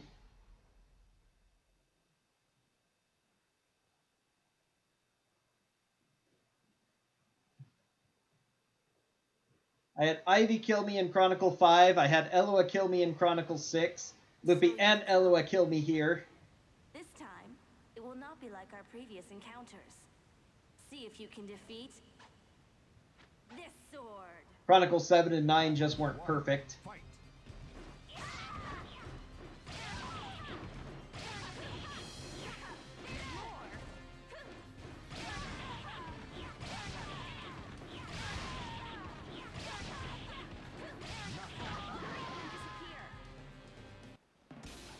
You can't stop me.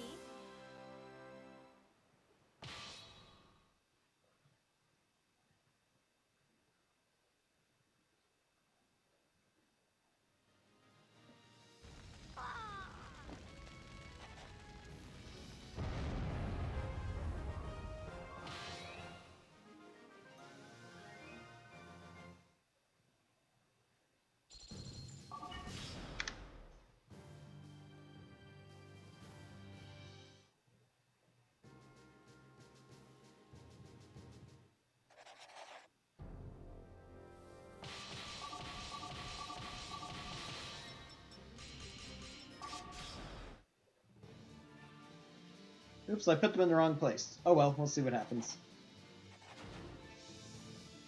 I always just do random stuff here and it works out to relatively the same thing.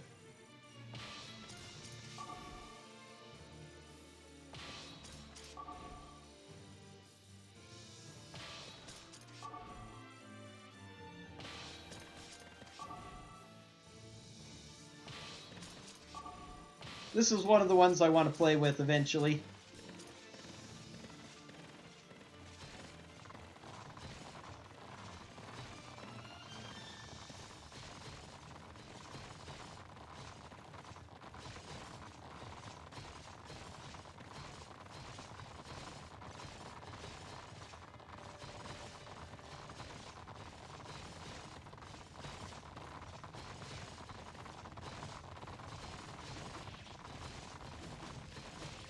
That's a very good question.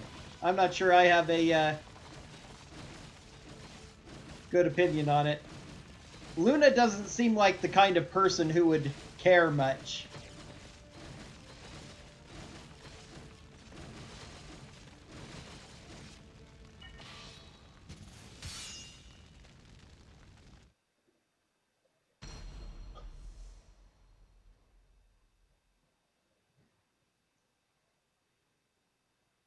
So probably better just to leave her unaware because, Battle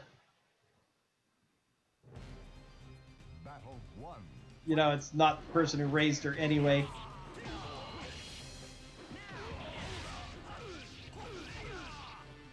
Yep.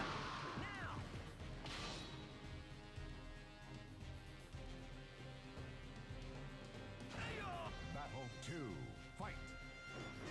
Now, to be fair, he was trying to tell her right before we got into a big combat. He's just like, do you know somebody named Mooncalf? She's like, what on earth are you even talking about? We're here to fight, so fight. So circumstances might be different and, you know, in different circumstances. That was very eloquent. But, I mean, her attitude might change otherwise. But considering that she's mostly just obsessed with fighting and strength and always wants revenge on your main character, hearing that she has this past, she feels like the kind of anime-ish character who'd be like, well, that's very sad and all, but I have a family, I have a mother, and this past I didn't know about doesn't change any of it at all. They don't give a huge amount into her motivation. They don't give a lot into the motivation of most of these characters. Despite fighting her 4 times, Luna's entire character is resolved around, I'm a warrior in this army, you defeated me in battle, my enemy, so now I have a vendetta against you. And then when you get her back in Chronicle 19, it's no better. She's like, I was saved from the battlefield by an annoying old man, Gerardo. He told me to take care of you if anything happened to him, so I'm here now. I guess whatever. So it's hard to even gauge what she felt about that during the year she was under Gerardo's care, whether she's learned about you, has forgiven you. She seems like a tsundere type who doesn't want to express her feelings anyway. Yeah. But, you know, it's one of those things that we don't get a lot of because this was a second-hand game mode within another game, and they don't flesh out the story especially well. Even characters like Chester, where you know his motivation, which is to become king, you don't learn anything about why he has that attitude, how he became a bandit, why he suddenly decided that making himself a king would be cool. You know, Strife, why is he a tyrant? We don't know anything about that either. Mooncalf, I can see why you like Mooncalf, because she is definitely one of the people whose true character and motivations are best expressed, even though none of it is her describing herself. Just from the offhand comments everyone says about her, you get who she is and what she's after. Much better than most of the characters in this game.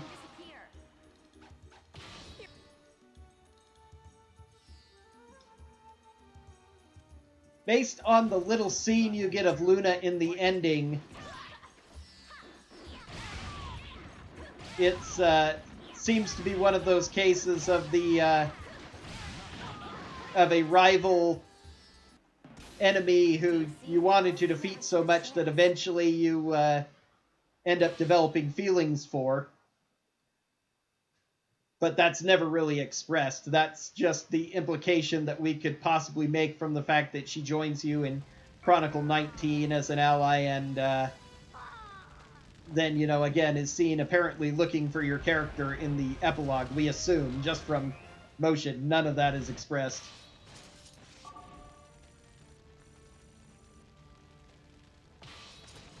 Yeah.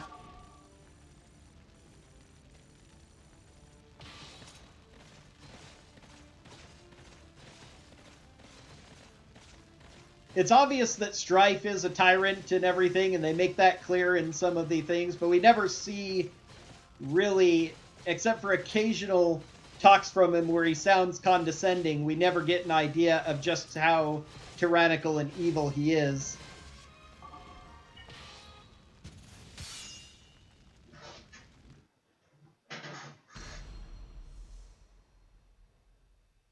Yeah, I like that interpretation, but again, it's just an interpretation. It's entirely unsupported by anything actually given by the game anywhere, any descriptions in storyline or whatever.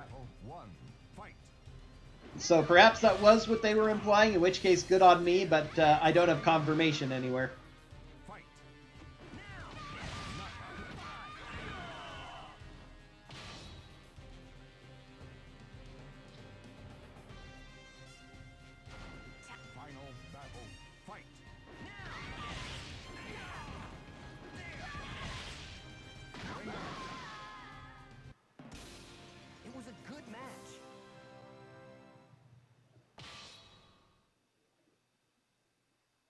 I personally am not very attached to any of the characters in the game, except for Gerardo you see enough of, and he makes himself your sympathetic mentor, that I feel sorry for what happens to him. Otherwise, I don't really care much about any of the characters. I prefer Luna to Abilia if I have to choose them.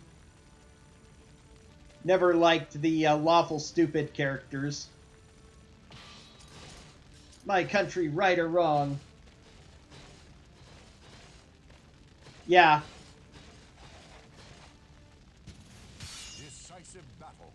My biggest disappointment with the story is that they shoehorn you into just following the set path, and they don't even give you a chance to, you know, choose whether you want to be loyal or whether you want to support Gerardo.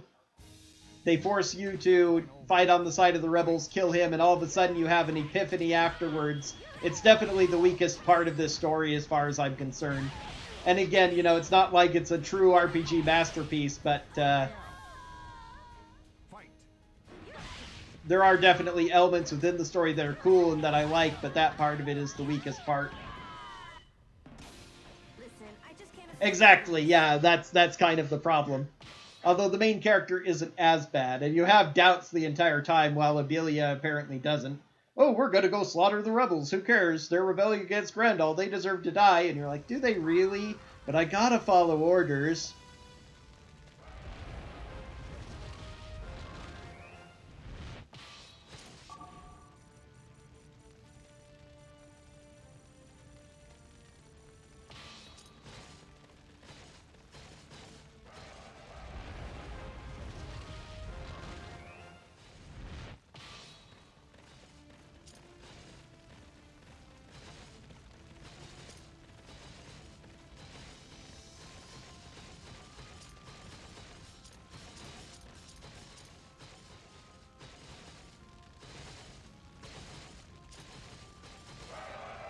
Just another reason why we need a Chronicles of the Sword standalone game with maybe some real Fire Emblem parts in it.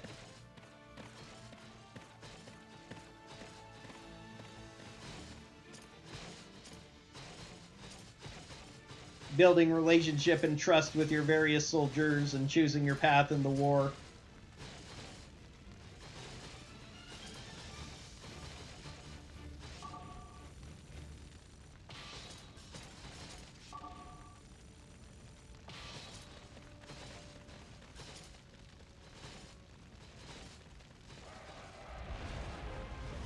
Unfortunately not, because there's another stronghold in the way. That's why this is a very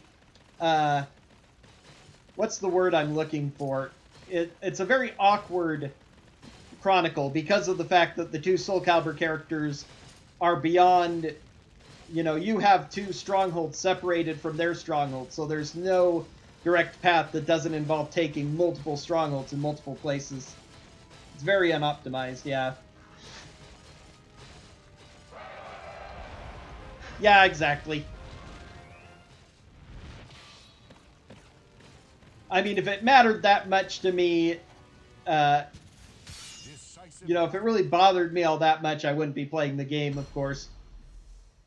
As much as I complain, I do understand the limitations, that this isn't a Square Enix 90-hour RPG. It's a little game mode they made for just to show off Create-a-Soul in a fighting game, and it's the best thing they've ever done, and I'm very grateful for it.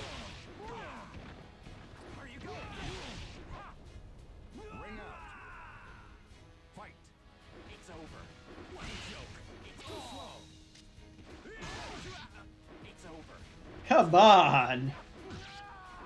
After letting me do a quick ring out, this looked like it was going to be a good fight, but now Raphael has gone Super Saiyan.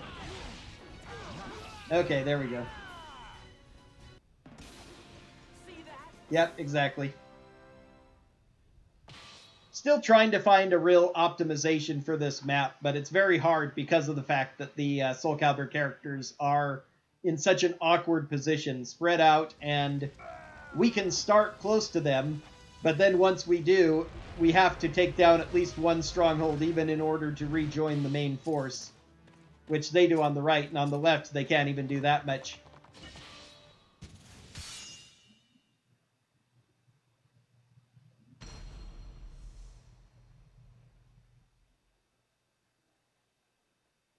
Yeah.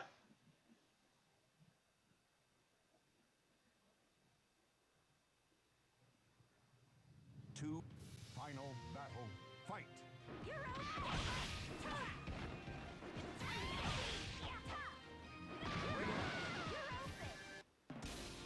Listen, I just can't afford to lose.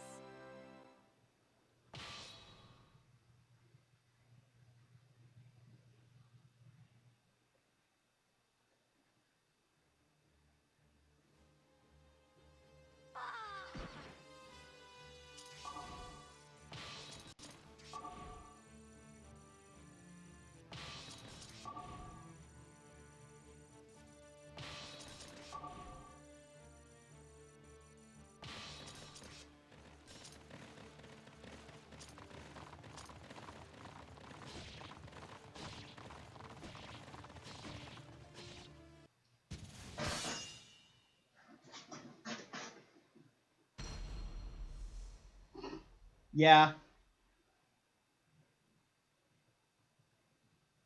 Yep, very true.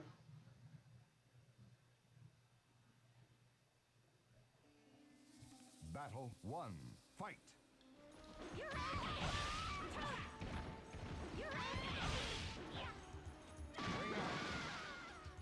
Fight. Everybody enjoys their game differently. There are probably a lot of people who think it's lame that I play this speedrun and I just exploit the same two movesets over and over again. But I actually enjoy it. I'm fine with it. I've played hundreds of hours using every weapon as well, and that's enjoyable, but for doing the speedrun, this is the best thing, and I'm fine with it. Obliterating the AI with ease makes up for all the times I've suffered in frustration trying to beat them normally as far as I'm concerned. It's just revenge. But sometimes that's not, you know, the way that everybody liked to play, and especially not in every game.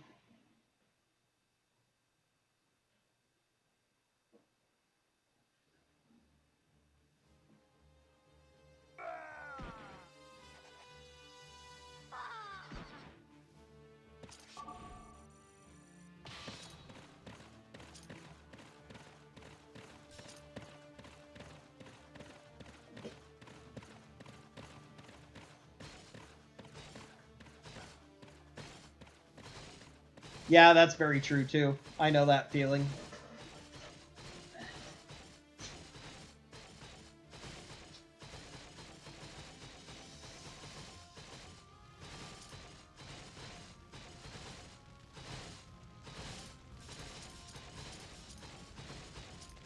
Which, again, that same kind of thing is one of the reasons why it's so easy to speedrun this for me over and over again. The comfortableness of that repetitiveness.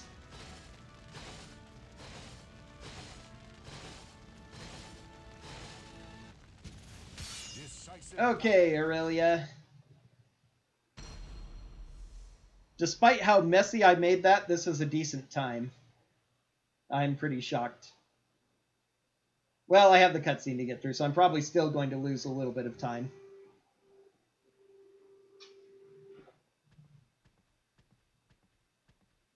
So, you've come. Worthless servant of strife, you shall pay with your blood. For daring to defy me! Battle 1. Fight.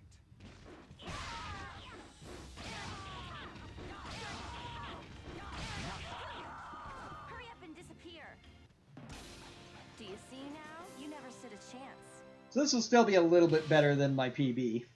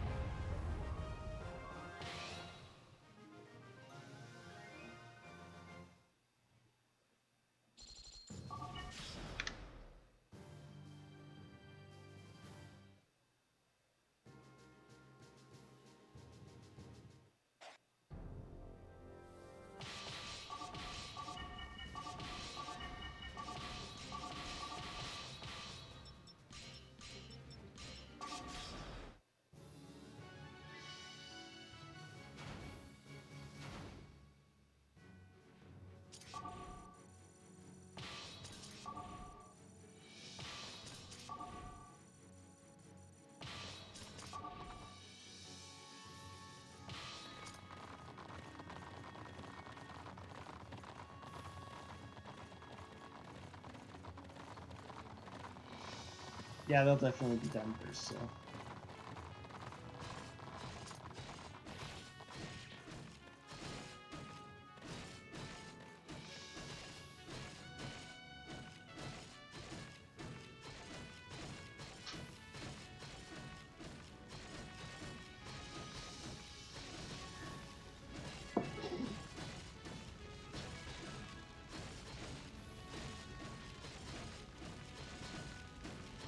Really?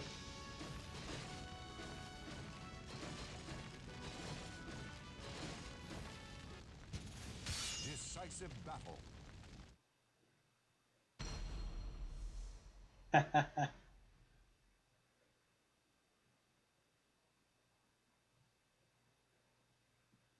Yeah.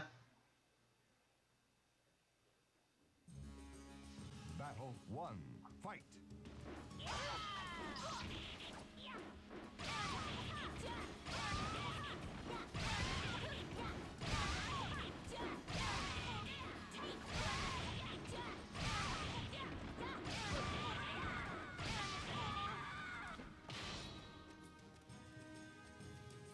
Yeah, Viola had the orb weapon in 5. Very much a quirky and different weapon. I always like having different styles and playing them all, but it's definitely not one of the ones that I liked to do if I was thinking of trying to do something difficult, as it were. Of course, in SC5, I didn't care much for the game in general.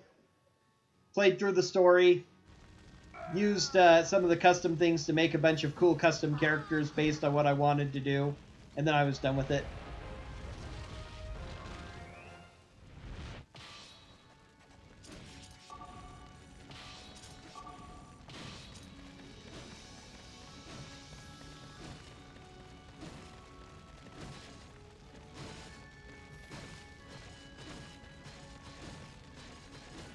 I think I liked the feel of Viola a little more than Zwei. Both of them were very, very quirky compared to normal, but neither one do I remember all that well. SC5 is just so forgettable to me.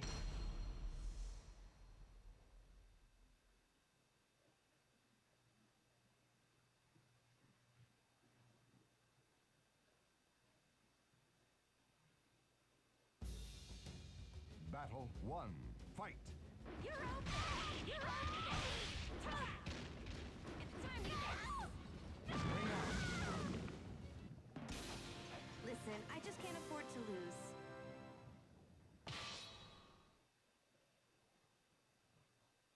I think the style I remember most and enjoyed most in SC5 was Devil Jin. Just because I'd wanted to make a martial artist in Soulcalibur for so long.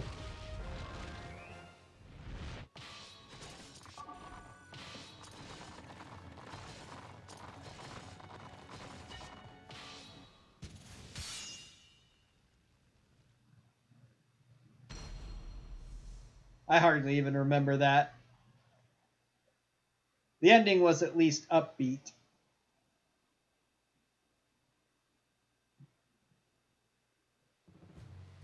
Final battle. Fight.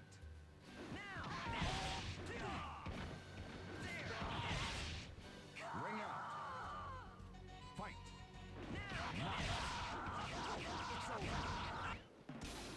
It will be a long time before my sword is complete.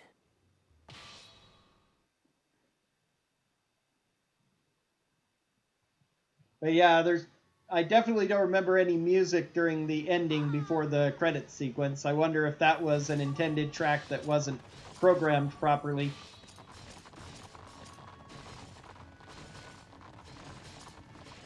I think it's going to be him.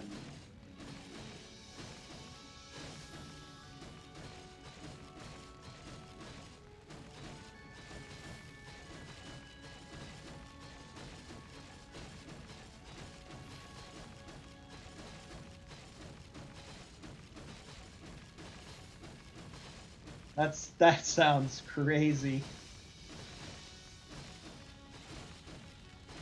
Literally playing billiard in your fighting game.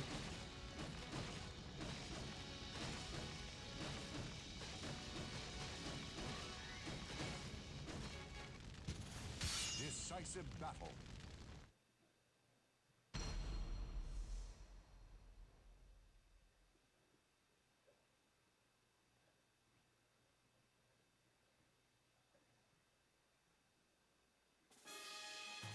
Battle 1. Fight.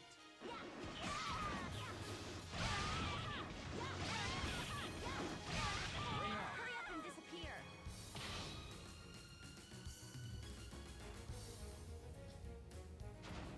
Battle 2. Fight.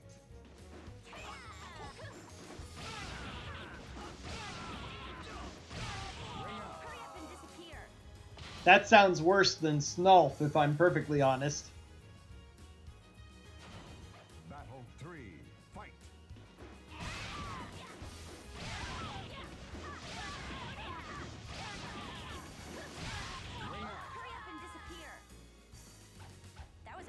warm-up fight.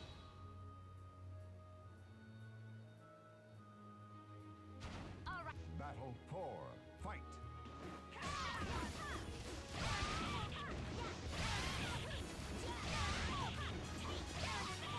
Hurry up and disappear. Tease. Yeah. Final battle. Fight.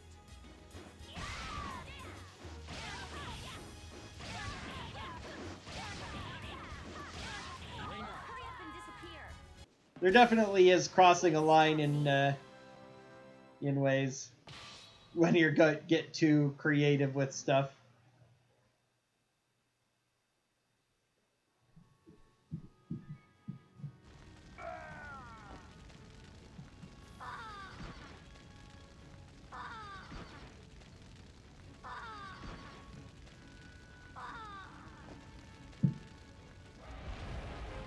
Into 2 parts. Okay.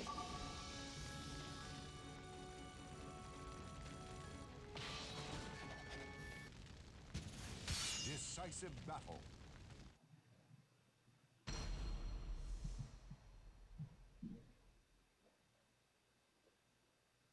Yeah, apparently this is what he was talking about, sound files for the ending of Chronicles of the Sword here. Battle 1.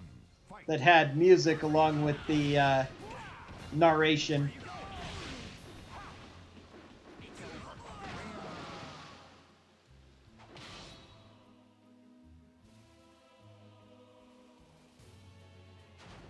Final battle. Fight. It's over. Where are you going? It's over. It's over. It's over.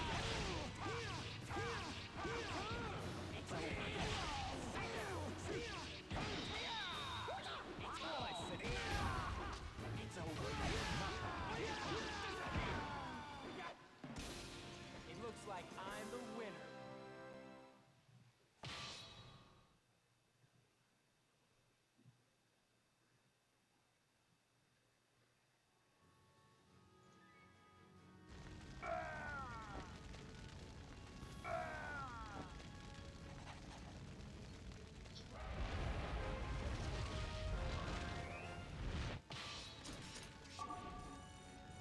No, we don't go back. We go this way.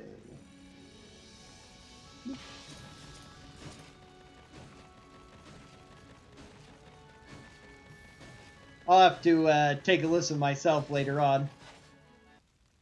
Decisive battle. But yeah, it's completely silent during the ending narration section. The music only starts after, the curtain closes, as it were, the screen darkens on the statue of your main character. Battle 1. Fight.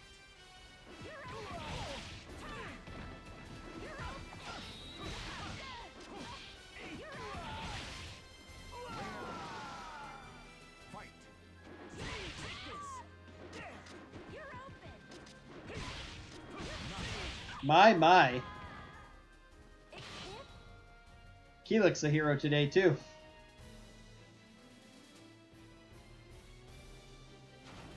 Battle 2. Fight.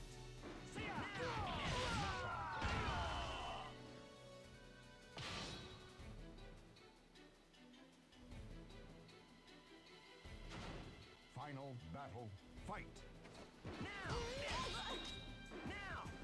Gotcha.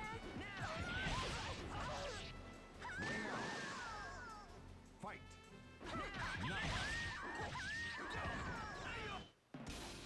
This fight was decided by fate.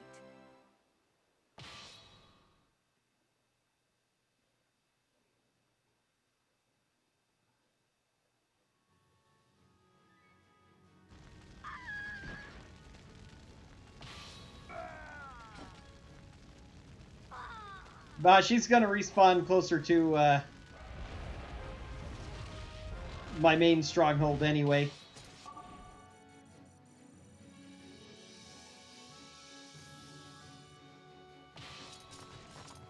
I doubt building up that one would make her respawn there, so...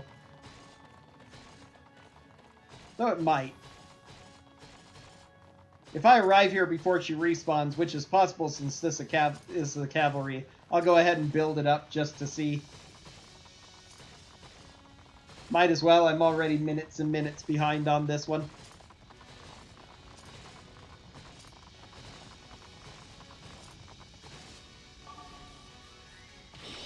Not quite.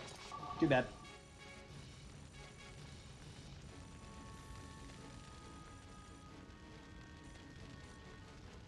She can't quite make it all the way there.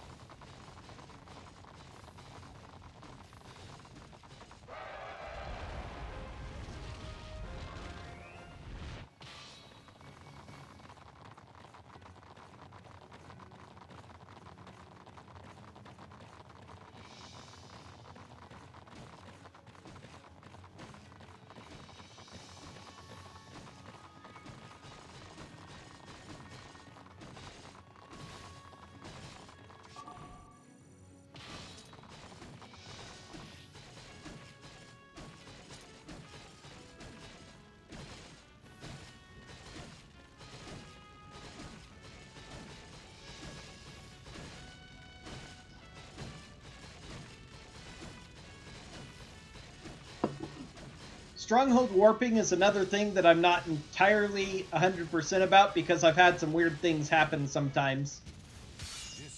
I think that it actually does check distance as the bird flies and not as your characters run. So it just draws the shortest possible path. Although sometimes I've built up strongholds right next to where they died and they warped back anyway just on certain maps. It's only happened like one or twice in all the time I've played this and done that, but...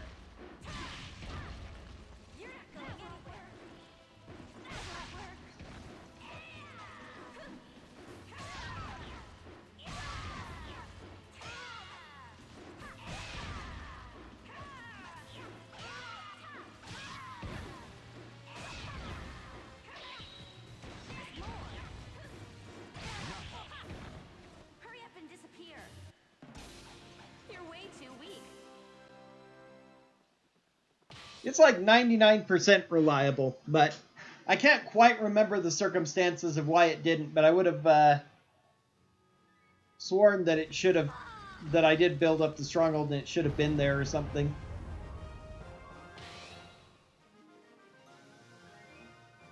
There was something slightly unusual about it.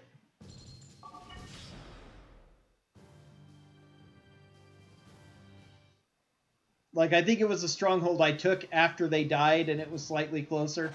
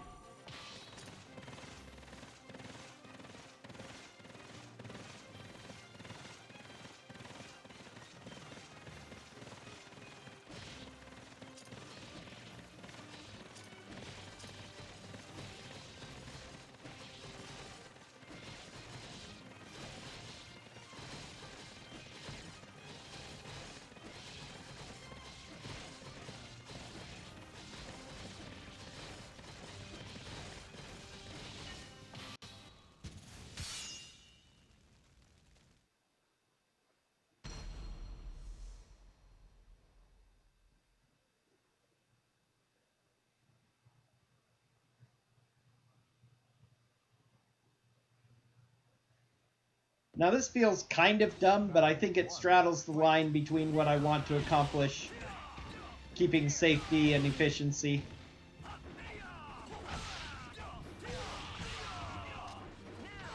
Come on, sir. You do tickle damage with attacks that would normally take the quarter of the health of a regular combat.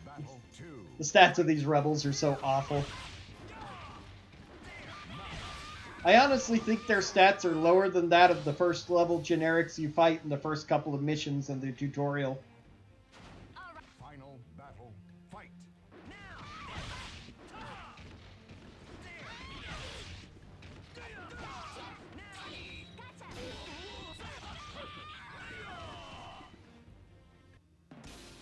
This time, I am the victor.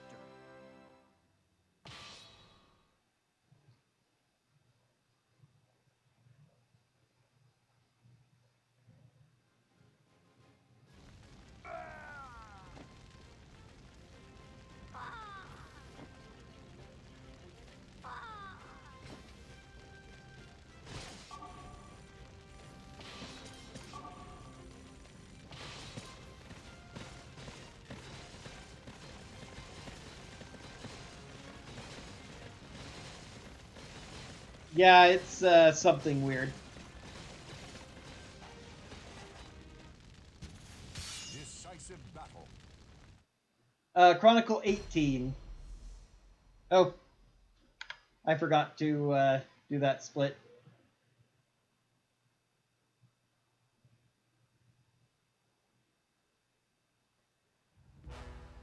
Battle 1, fight. Baldwin. That's what he is in English. I don't know what they'll call him in German.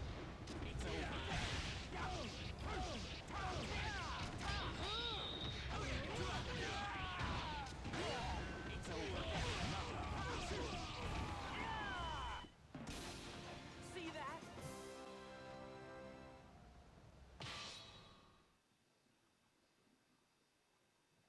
Entirely the same? That's kind of interesting.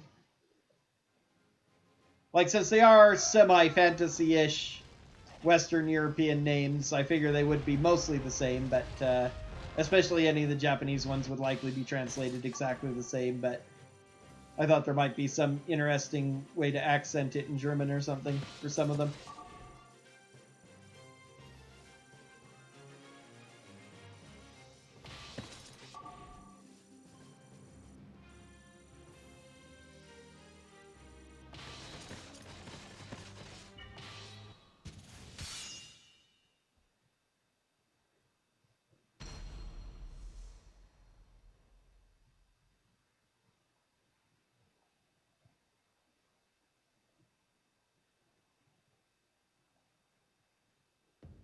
A hero. Battle 1, fight. Come to think of it, I think it always is on that particular move that I do end up getting perfects. It's kind of a weird thing. You have to... The second attack has to come out and kill the enemy before your health ticks down again in order to get perfects with the katana, because it's draining your health constantly. Do you see now? You never stood a chance. And you don't get health from the last hit. Any hit that kills an enemy doesn't give back health, because I think it procs the healing effect after the damage has been done and calculated, and it doesn't... And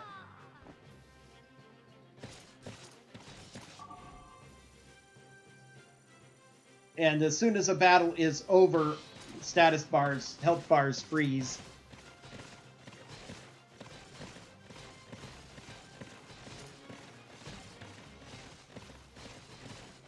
Yes, it does.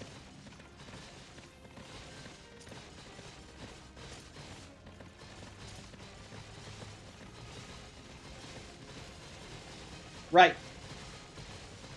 Yep. Emperor died. The cursed blade and the holy blade faded into darkness. Yada yada yada. Something like that.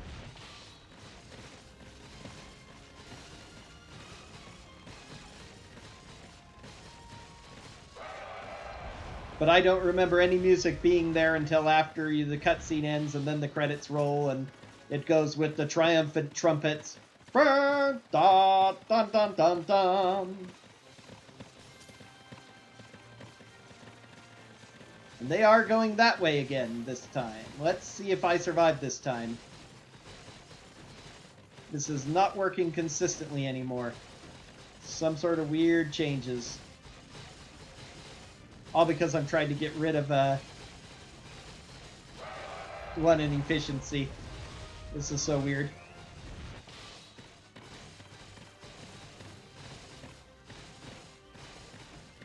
That's okay. I was able to get the links from my browser. They're frozen, so I can listen to them later.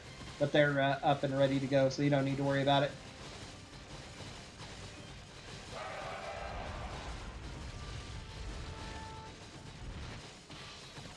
Thanks for that, though. Yeah. For doing it in the first place and offering for the repeat.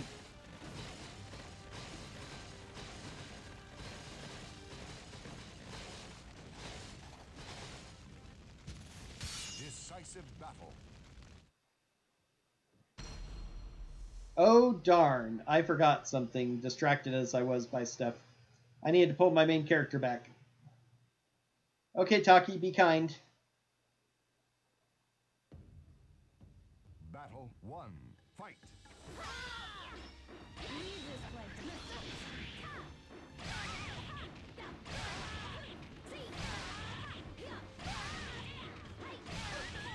That was pure skill. That was a pretty good warm-up fight.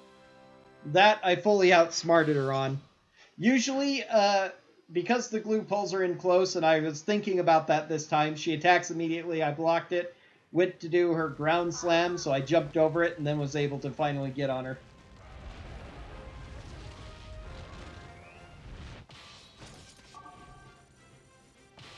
Usually when I see even the big slow wind-ups like that, I panic and totally forget what I'm supposed to do, but I was in the zone for that. It's like, oh, that's going to hit the ground. I could have also attacked very quickly to interrupt it, but I wasn't thinking of using any regular attacks. I was just thinking of trying to get her comboed, so I thought, I can jump over it! Jump over it. Ew. Bah, we're not in danger.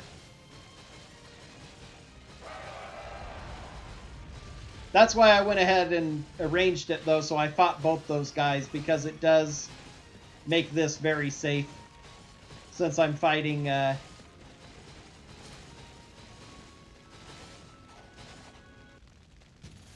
Decisive battle.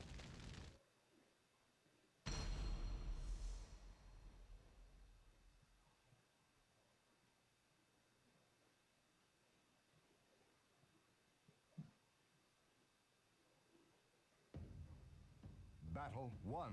Fight.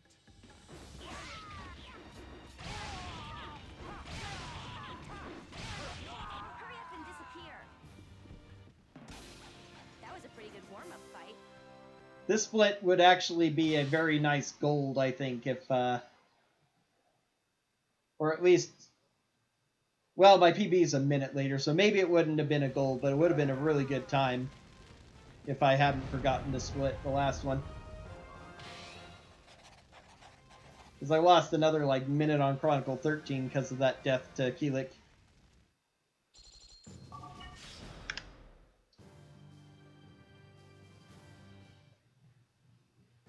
But 14 recovered me to the point where I only lost 10 seconds versus 12.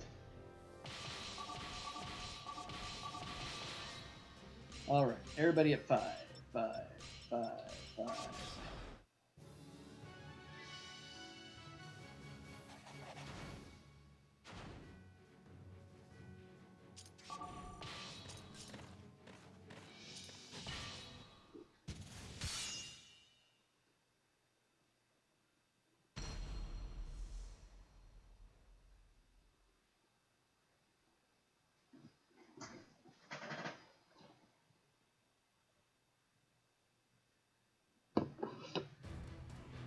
Final battle. Fight.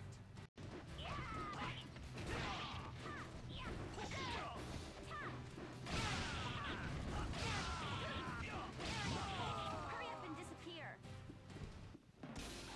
That was a pretty good warm-up fight. I don't know, it was a little bit more dangerous than I like my warm-up fights.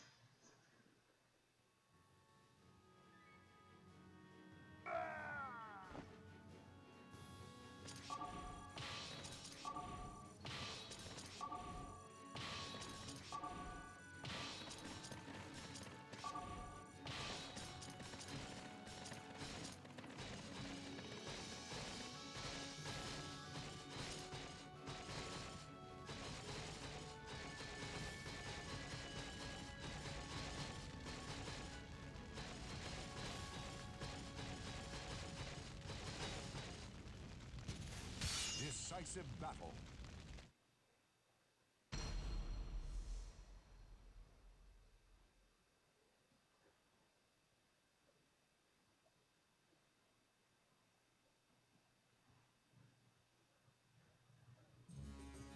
Battle 1. Fight. 3, 2, Hurry up and disappear. That was a pretty good warm-up fight.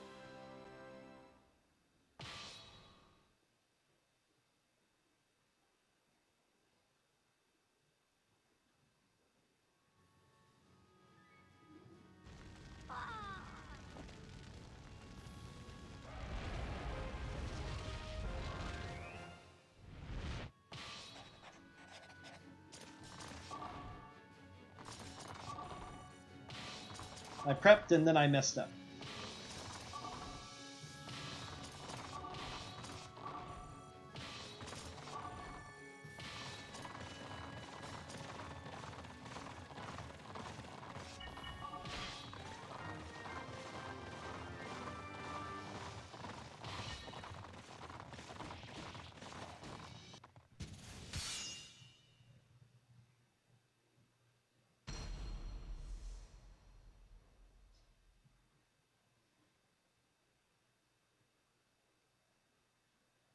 Because she's got the similar hairstyle.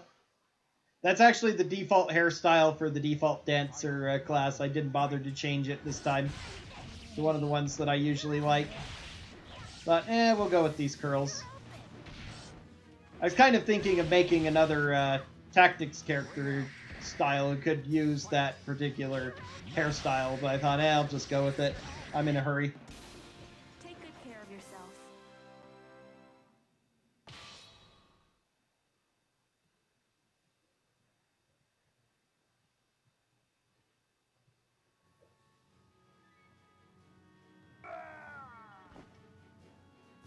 I must admit, I'm also wondering if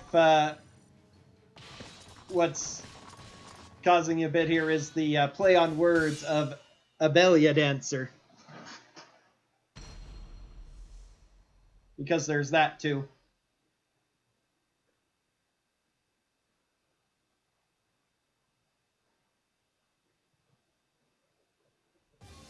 in battle 1. Fight. It varies from Soulcalibur character to Soulcalibur character. Most of them are related in some way. The first pair you find is Ivy and Cervantes. You know, the father and unknown secret daughter. Then you have, these two are Voldo and Yoshimitsu, who've often been depicted as enemies in the previous Soulcaliburs. Taki and Mitsurugi, of course, are major adversaries throughout the Soul series, so again, that one makes sense. Kira is introduced primarily as a foil to Sophitia, trying to kidnap her children, especially her younger daughter, to use as host for Soul Edge. So those two are together in Chronicles 17. The one that throws me off is Chronicles 16.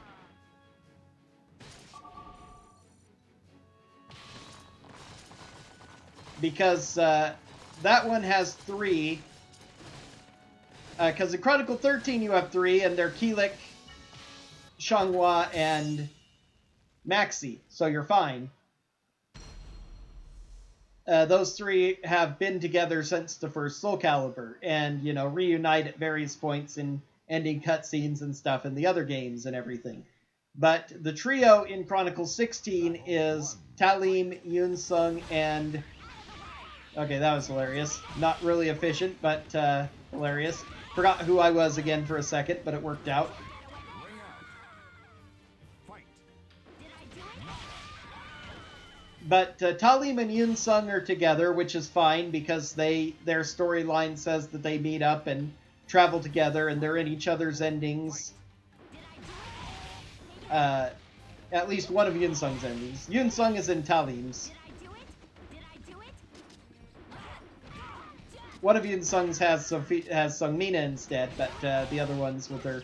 But anyway, they are traveling together, we know that, but Zasalamel is the third person there. And I have no idea why Zasalamel is on the same map as Talim and Yunsung. That makes no sense to me.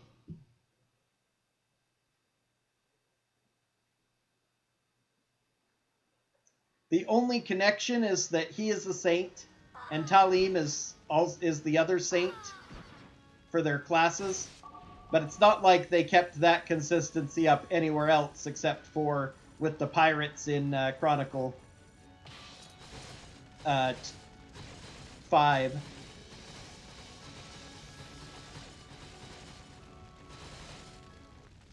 Yeah, exactly. They really wanted 16 to make you give up the game. If they want to finish our game, they have to get through Chronicles 16.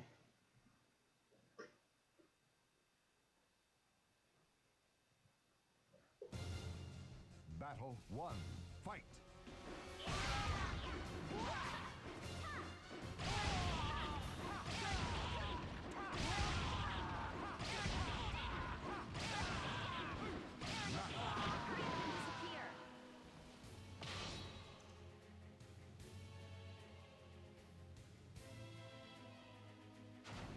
Battle 2. Fight.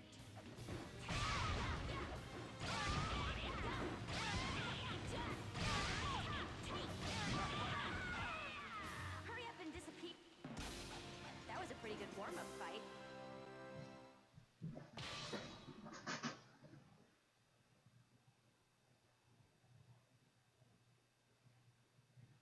Interesting.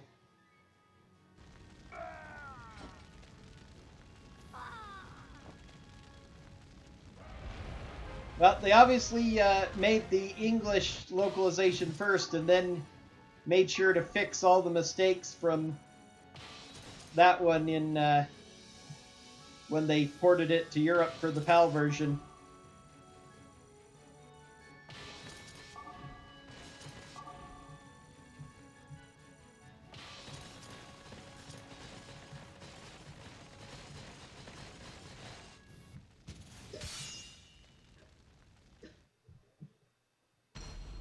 I figured that was probably the case. I've seen little programming errors like that in other games from watching speedruns and stuff when they give the history of the games and explain things in other playthroughs. People who dive into those find files and stuff that are unused. But sometimes when they do localizations to other areas, they fix mistakes like that. Fight.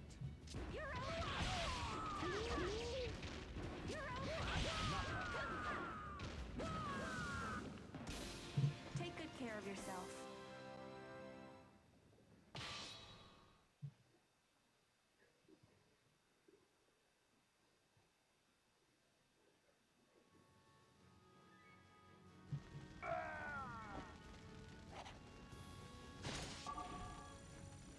Come on. All right. We gotta make it.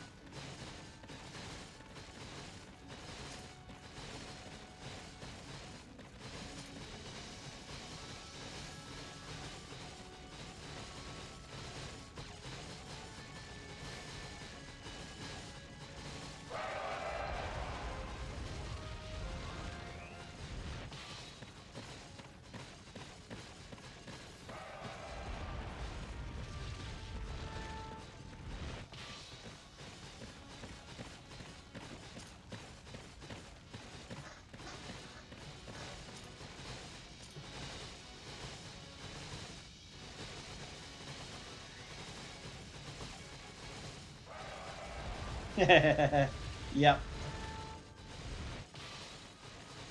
I'd still love to know the reason.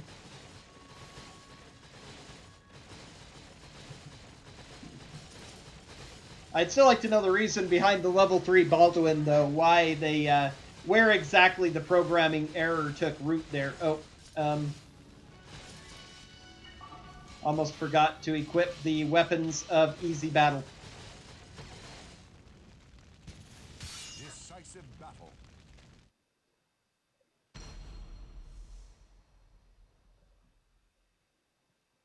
That seems a simple enough one. As I say, I've seen it in people talking about other games and stuff. Sometimes programming, the files are there, but they just forget to include the code that calls up that particular sound, the music, and everything. So you've come.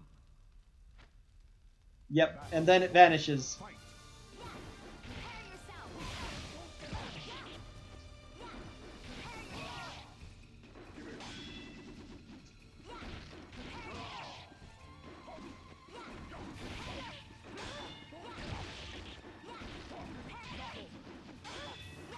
Oop.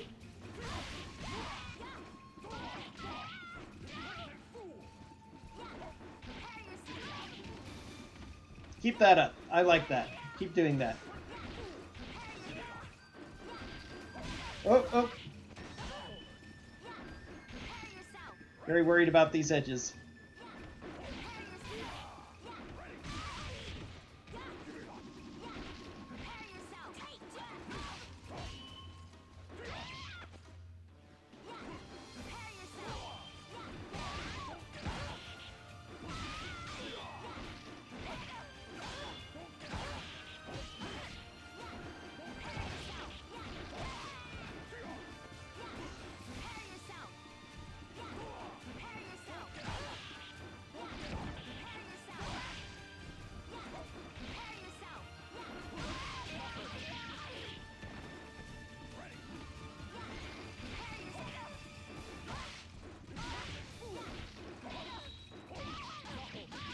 About to kill himself now.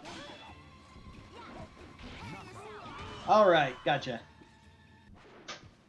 It looks like I'm just too strong for you.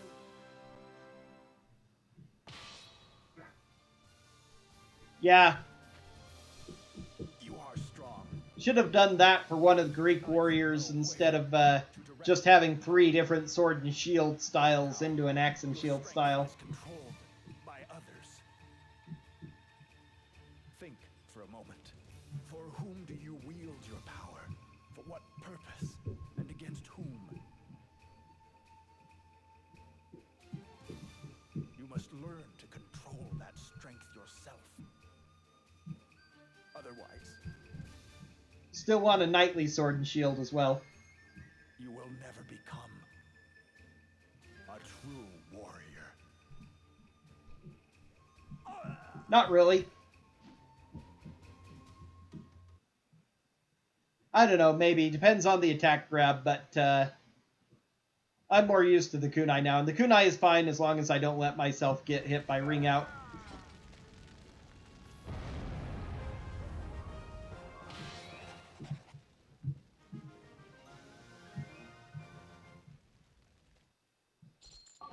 And hey, we're back in the green.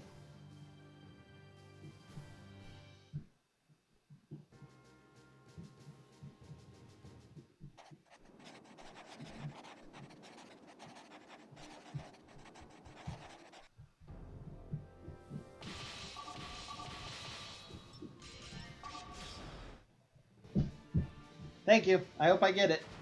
It was indeed rough earlier. Rough in my PB too, so...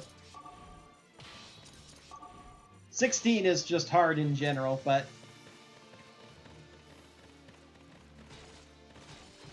as long as it isn't atrocious, it'll be better than my PB.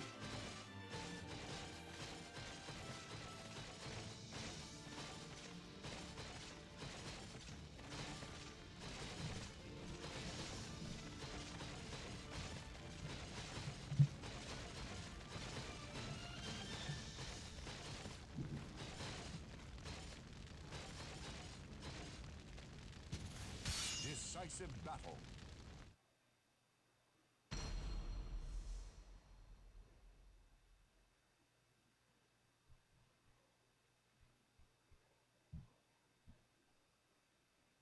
Yep, one way or the other. Battle 1. Fight.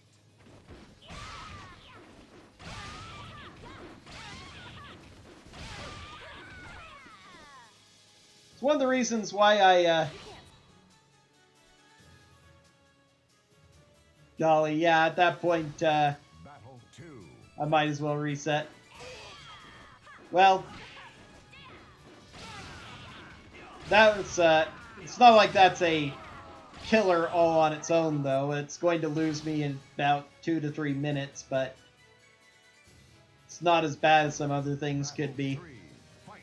But one of the reasons I don't mind that mission is what I was talking about earlier, at least with that, although it's really wacky compared to, you know, your normal fighting game things, it's an effect that affects both characters. Both of you have to deal with it, so you can take advantage of it as well as having to worry about it. And it doesn't change anything else in the gameplay, just if you can knock the enemy down, you win. So with the right kind of hit, it's a single hit KO, but it doesn't change your movement. Doesn't mean that you can't block. It doesn't mean you can't move around properly, or that the enemy will ignore your attacks. Just fight normally and make sure that... Now, if it was only on Zasalamel, if he only needed to do it to you and you had to take him down standard, that would just be stupidly brutal. And I'd have to use Spin to Win just to hope to lock him down so he couldn't counterattack. And I probably wouldn't speedrun this category because it would be too much of a bother.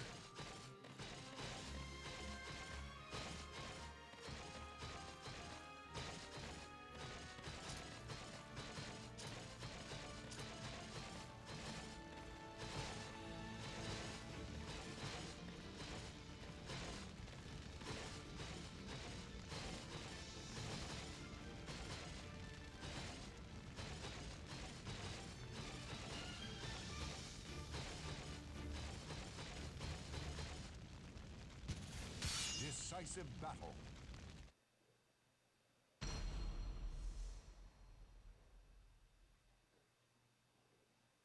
Really mean it? I think so.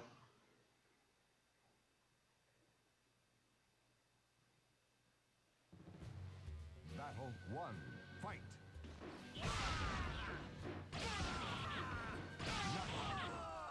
Hurry up and disappear. Were you entranced by my graceful moves?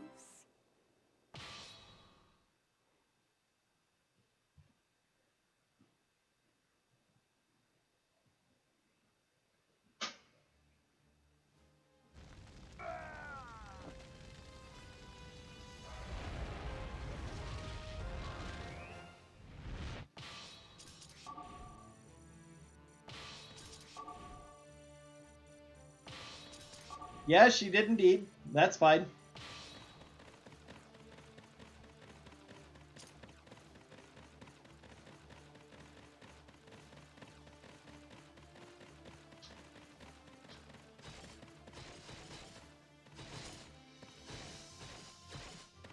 Oh yeah, she always comes. I was a bit surprised by her at first. I thought she wasn't supposed to be there, but no, she's totally supposed to be there. What am I thinking?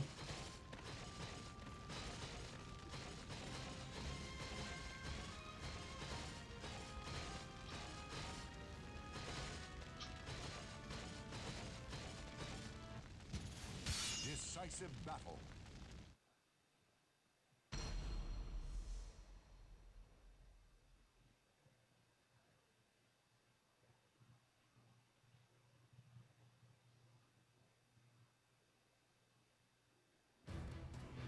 Battle 1.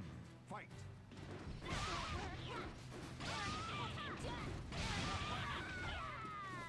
Hurry up and Yeah, they're pretty good. You really want Battle 2. Fight.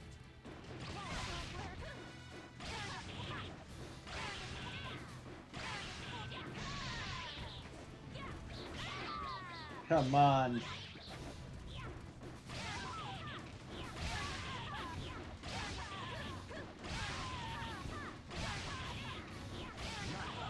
hurry up and disappear.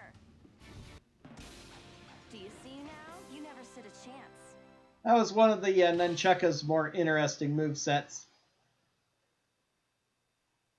I believe it's quarter circle B, quarter circle forward B, down to forward. As if you're playing Street Fighter or some other game. It does a lot of hits in succession. I actually use it a decent amount when I'm using Nunchaka because the ultimate weapon restores hits based on...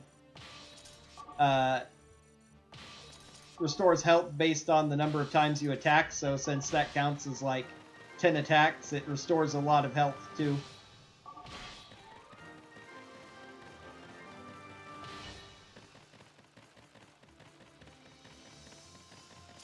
Oh, I'm not doing this right either.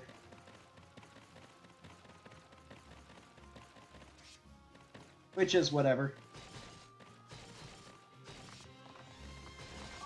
Okay, that should be enough. Yeah, she's coming out. Just barely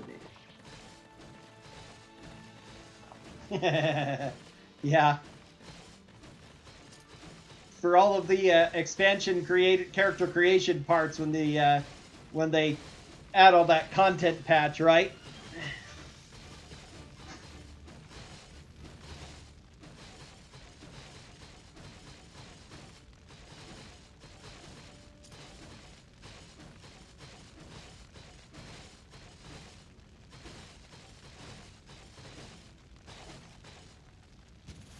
Decisive battle. At this point, I would have hundreds of millions, possibly even billions, with the number of times I've beaten this game.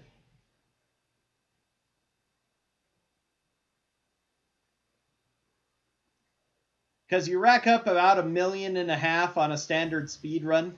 Battle 1. Fight. Oh, blast.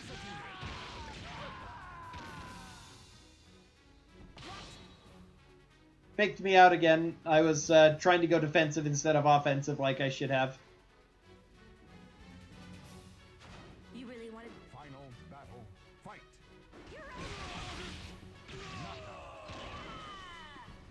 So you shoulder charge him and he just takes it. I blocked first, and so that set him up to parry grapple.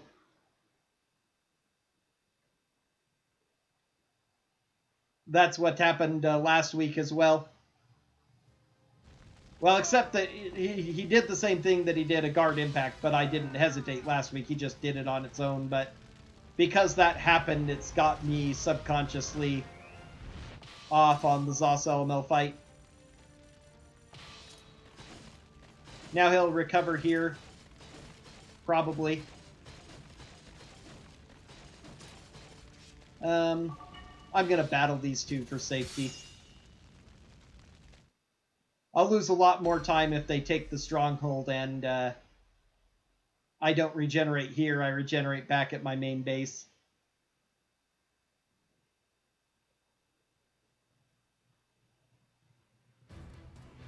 Battle 1. Fight.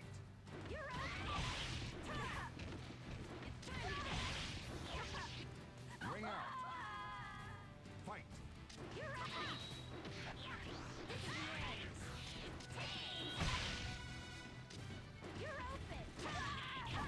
I was blocking.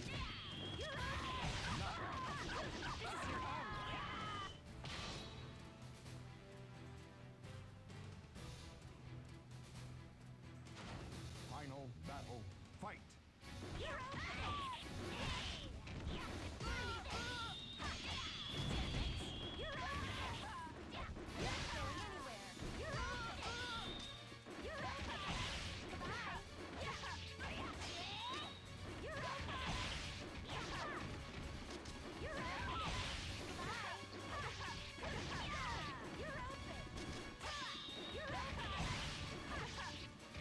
Oh, she should have gone out with that one.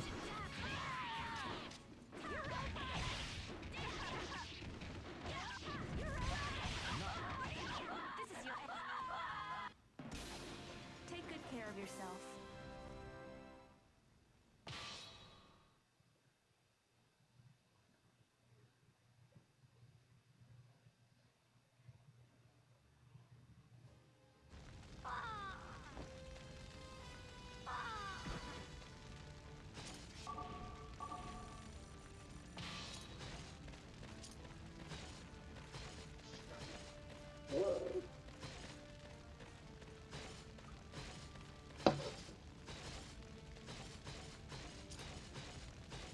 They're defeat rattles in this game, not their death rattles, because nobody dies despite the fact that we're chopping each other up with enormous swords, but the defeat rattles are incredibly amusing.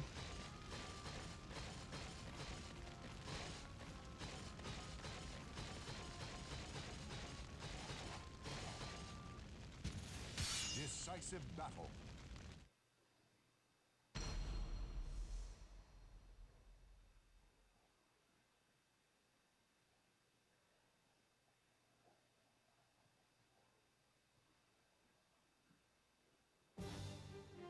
Battle 1. Fight.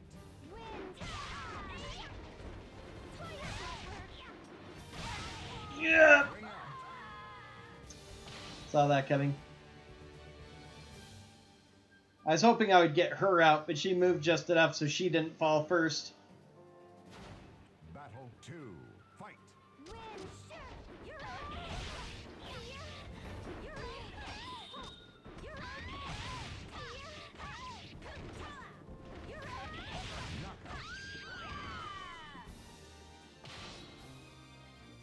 Yeah, this is what they can do at their worst. Battle 3. I've generally gotten pretty good at avoiding them, but sometimes you just can't do, the physics do what they want and you can't do anything about it.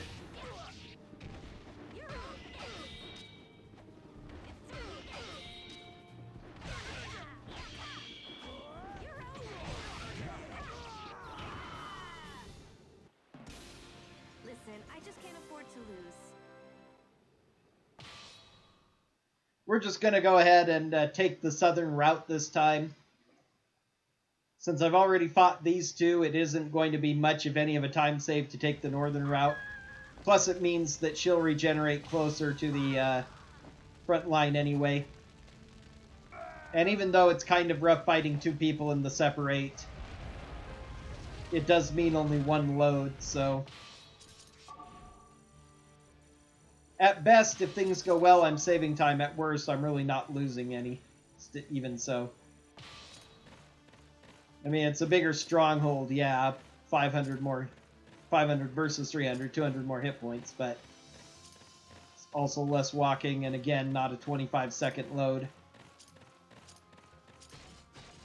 Because it only takes 20 more seconds for two people to take that out.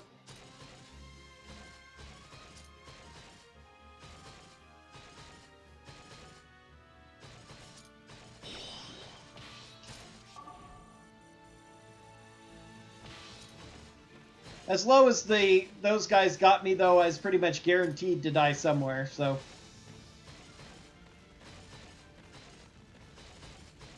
Even with those two deaths, though, this is likely to strike even with my PB, if not improve over it. The time I have for this Chronicle in my PB, I mean.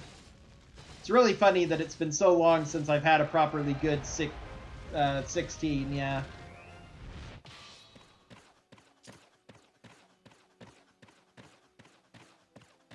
I could have faked her out, now that I think about it.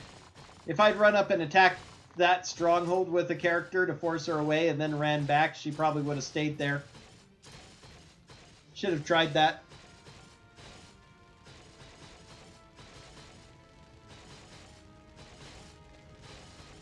Oh well, just 100%ing this Chronicle. Yeah, the next time something goes horribly wrong, at least.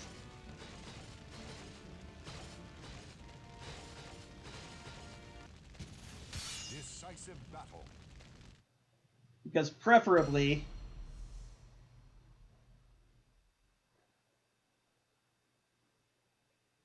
Yeah, who knows? Might have.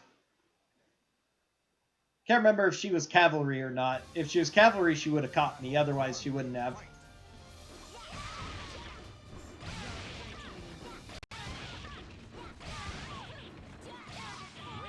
But gave me an easy fight, so...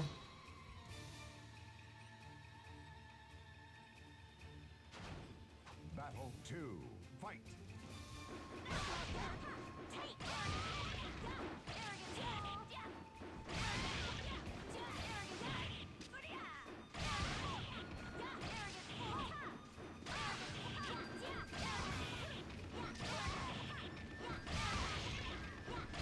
Yeah, there we go. That was a pretty good warm-up fight. Yeah, I thought she was cavalry.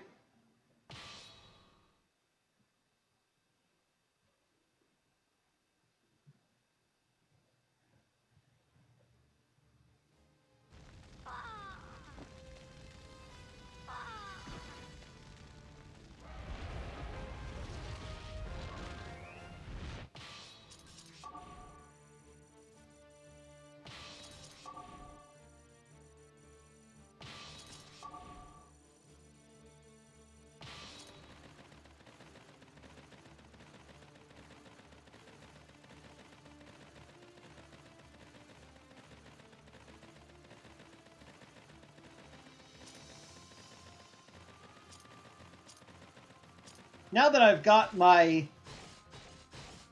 As I'm thinking about all these things, now that I've got my save file and emulator set up so I can do regular speedruns, I ought to make proper use of it and use it to practice some of these strats and to test things like I want to. Because one of the reasons why I don't do it a whole lot more and I test them on the run is because I only have 3 save files, so I can't like save at every Chronicle and start it in order to test out things. But if I use the emulator and a bunch of save states, I could possibly do that. So I ought to go ahead and do that sometime so that I can try out interesting strats and see how things work. See what can save time or not. Would definitely make it a whole lot easier. I'm sure it means something, I'm not sure. I very well think it might be intended to, yeah, there's still some, like, joke weapons that pop up and everything. I might have to play through it a little bit more to make sure that all of those get finished up. So yeah, that interferes slightly with timing, but it also might still be fine for testing. All Japanese names have some sort of meaning behind them. Kagami, for instance, means mirror. But considering that Konomi and Kagami both use Katana Shuriken as well, it might just be they gave her a name, like she's supposed to be Kagami's daughter, and that was their intent when they designed this. That's my headcanon. So I don't think it's actually related to Konami.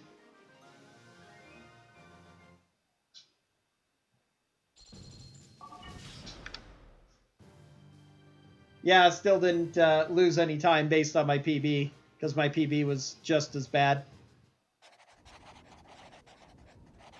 Here's where I can lose some time to my PB, though, if things go wrong.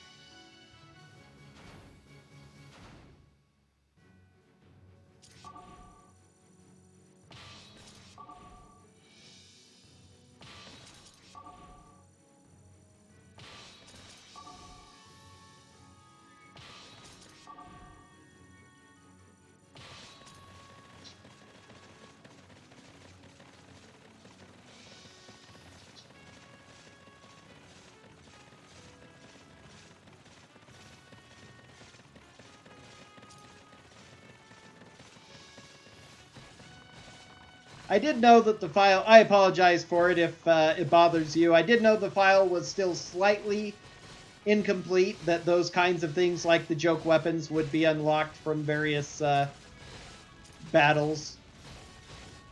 But I wanted to get it done and finished because I'd spent a lot of time on it. And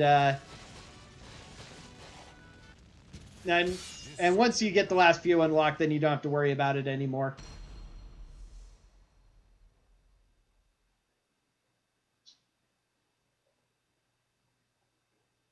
Glad to know I made your day. Battle 1. Fight.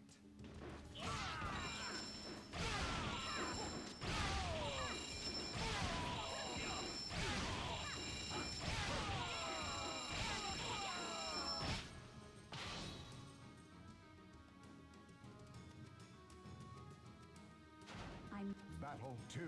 Fight.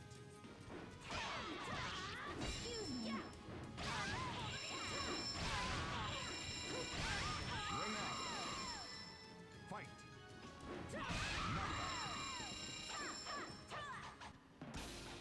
You can't stop me. Couldn't quite make 500 coins this time.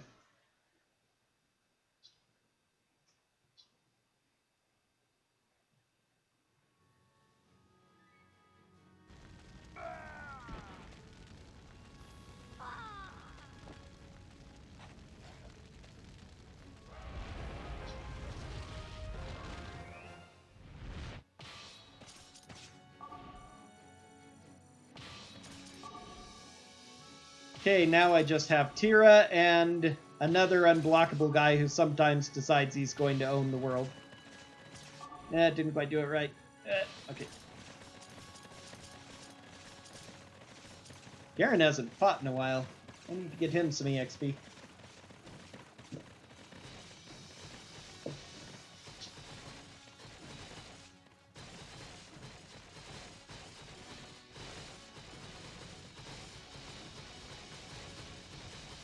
Yeah, but you can't bank on ring outs.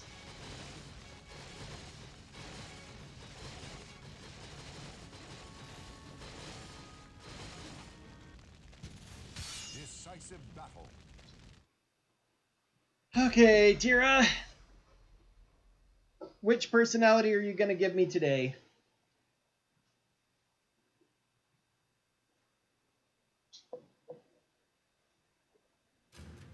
Battle 1. Fight.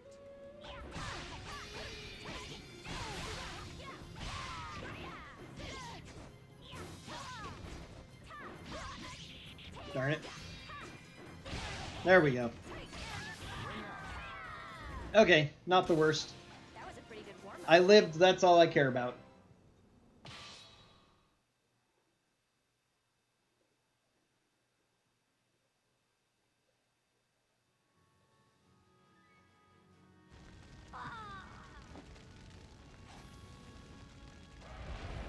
I really like Sophitia's alternate costume.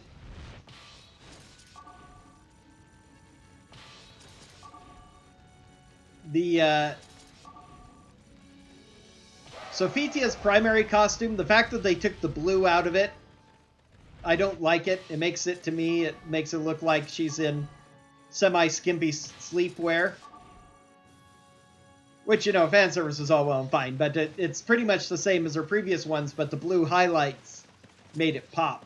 But her secondary dress in this, her hairstyle is just kind of okay.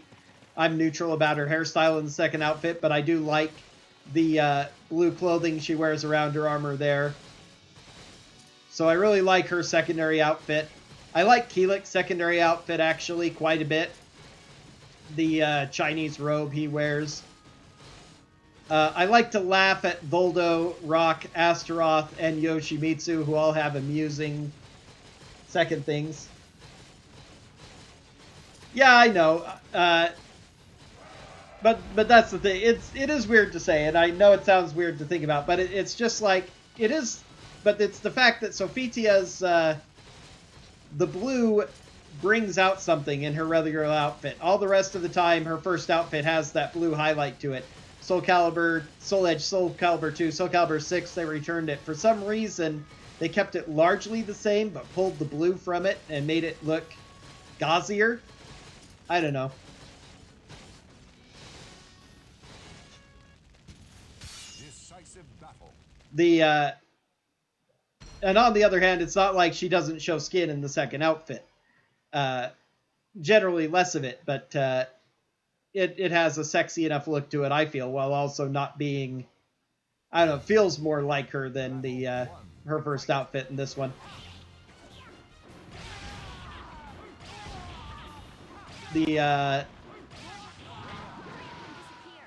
What are some of the other really good secondary outfits? Most of the rest I'm largely neutral on. Like I say, the ones that are obviously humorous, like Hammerhead Astaroth, Squid Face Yoshimitsu, Sun and Moon Voldo, Elephant Face Rock. Those are amusing. I really like Siegfried's secondary outfit as well. I do like his shining armor and long hair, but I feel that Siegfried's secondary outfit is more appropriate for a vagabond trying to avoid attention.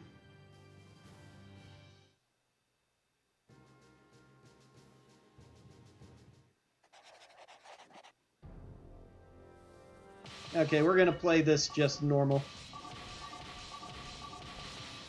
So for here, she needs to be at 3, everybody else at 2.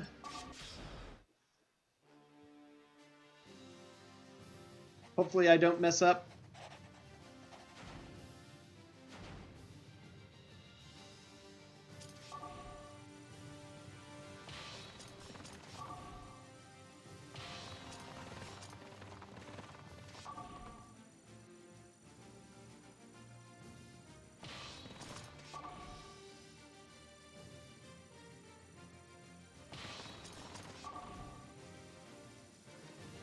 Oh wow, I didn't even notice that I somehow gold splitted that.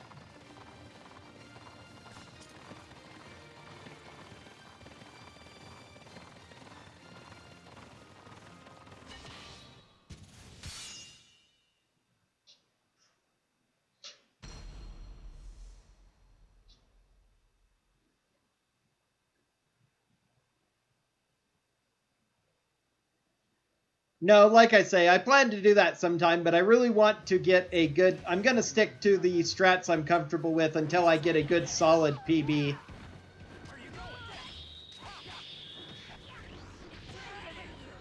Like, even this, I still have a chance of PBing here, and that'll be nice, but I really want to get that sub 40 good PB with nothing going really wrong in any of these Chronicles. Because considering where I'm at, and I still had a rough 16, rough 11, rough 13. So many of these deaths that are avoidable. If I could get through without having any stupid deaths, I could very easily get a 335. And once I get that, I can work on nitpicking it down to 330 by getting some exotic stats. That's my plan. Some exotic strats. I think I said stats.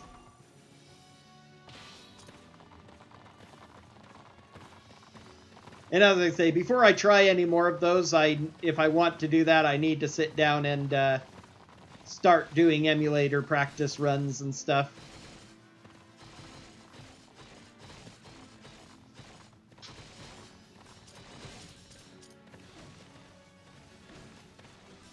All right, got those 3 pulled away. So this is looking perfect.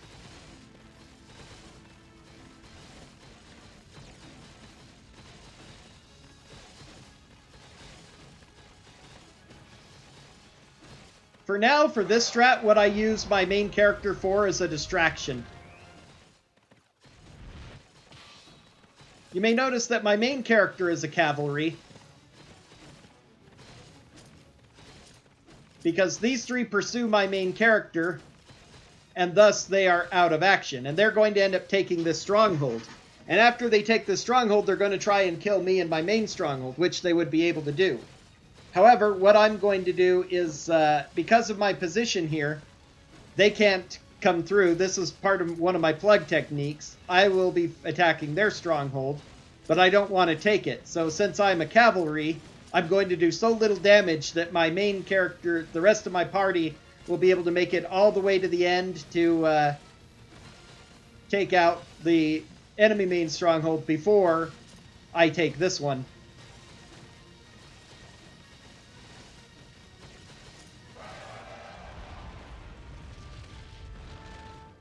Oh, but all the rest of them, yeah, we're going to... But with the other 3, yeah, you're talking about my main group, sorry. I didn't see the S on the end of characters, so I thought you were just talking about the chief. But yes, these 4 are all going to... Well, one of them will serve as a plug to prevent other people from attacking. Yeah. But I was going through... I was trying to avoid taking...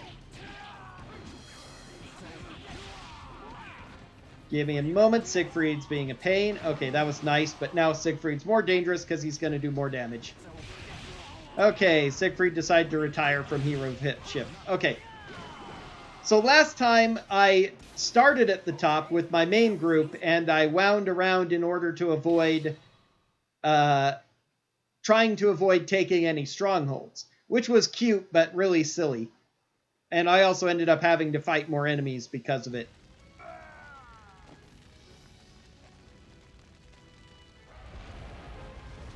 So this is the strat that I've used on the last couple, including my last PB. Why are we on Corin?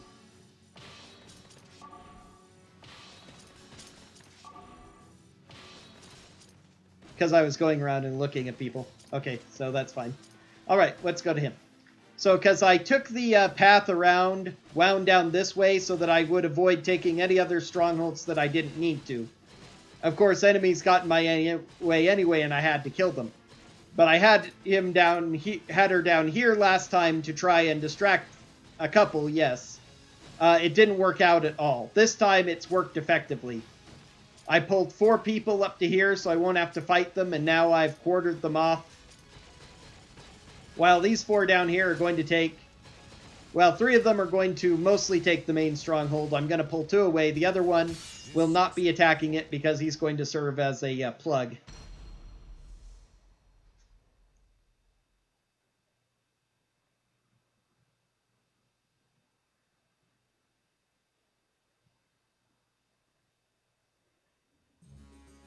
Battle 1. Fight. It's over. It's over. It's over. It's over. Ring out. It looks like I'm the winner. Just in case you weren't sure, it's over.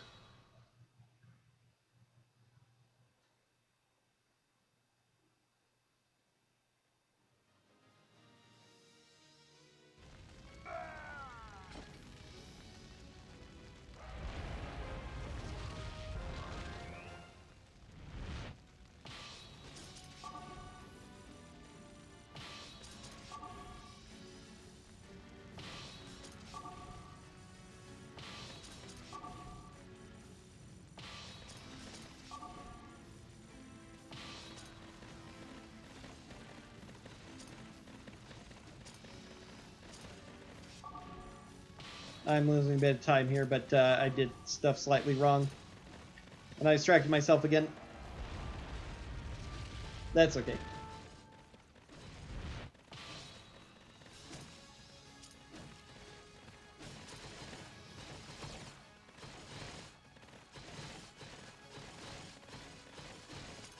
Okay, so times 12 is about 80 seconds. About the same. Now we're definitely winning here, as it should be. Okay, 1 minute of hitting things. More than a minute of hitting things, so we're fine.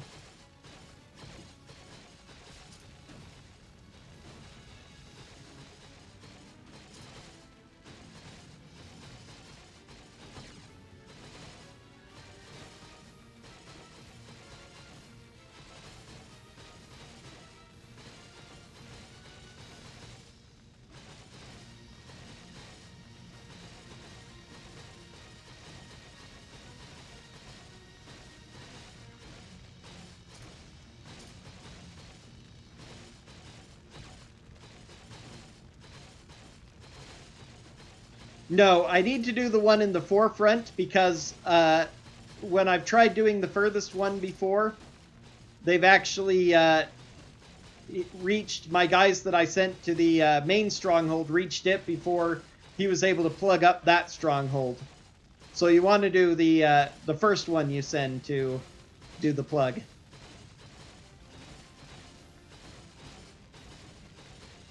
That's why I had to quickly adjust there.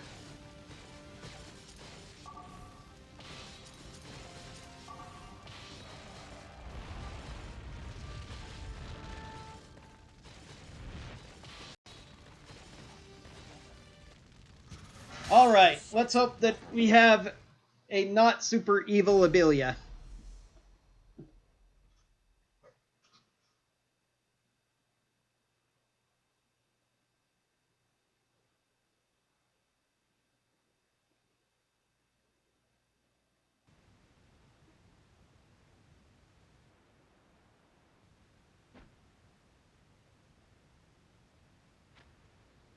I will not lose against a traitor, even if it is you.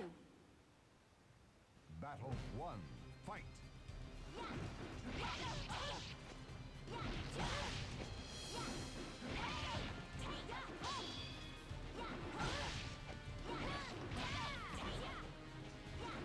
Going much better this time.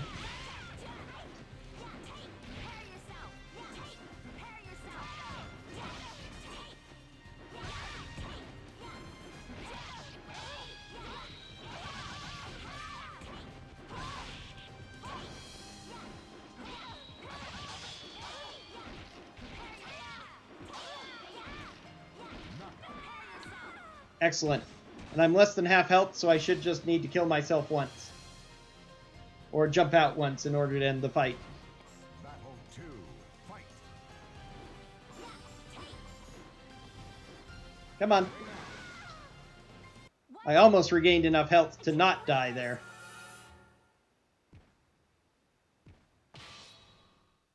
This is amazingly going to be a gold over my awesome PB, too.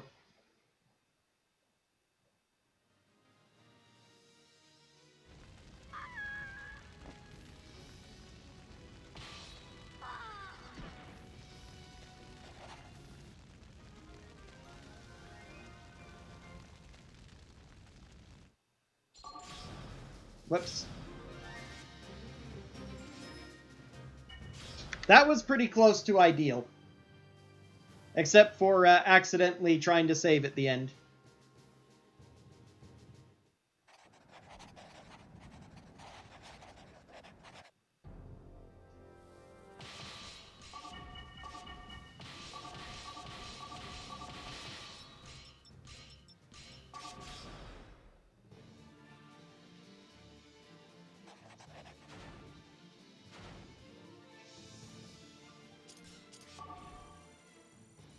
So yeah, I still want to... I should be very happy with that, but I still decided to play around last time. Of course, again, since the run was quite dead, I felt in a slightly play around with things more mood. Overcome, not thinking about anything else, overcome with one of the random crazy thoughts I have often used with my routing, like, can I get rid of doing another stronghold here? If I can avoid fighting a stronghold, it should save time, right? So I started at the top instead of the bottom, and everything went crazy. I can also blame Abilia knocking me out of the ring on that. It totally messed with the RNG. That is absolutely what happened. But so I didn't have a great Chronicle 19. So as long as this goes semi-well, and 20 goes semi-well, this will be another PB. I could lose a minute and a half on these two Chronicles, but it's not super duper likely.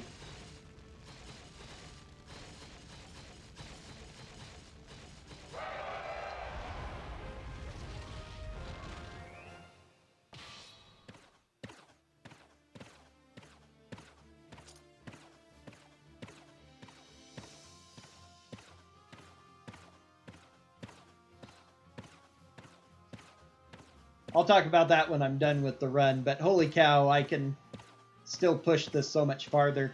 To be a minute and a half ahead of my PB after so many atrocious things happened.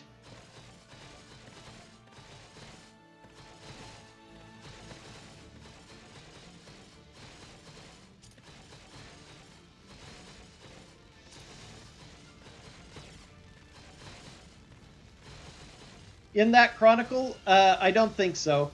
I had a slight something caused me a bit of mischief, but I can't remember what it was. But it went very well because the Abilia fight was great. Decisive battle. I just never... If you're talking about the one I did this morning, I just didn't do any real plugging techniques properly. Just about every time I was supposed to do a plug, I ended up... There was the one I did in Chronicle 18, but that's it, not two.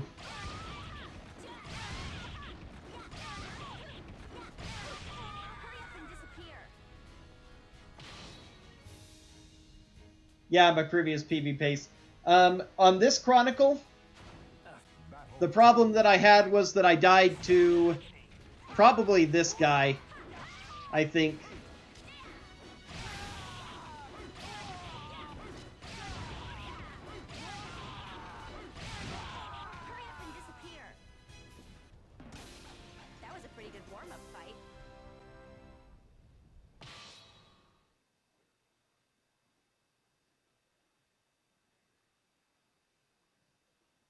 Yeah, because we've talked about the run I did this morning, and we've talked about the PB run and stuff. Yeah, it's a little hard to tell what we're talking about sometimes.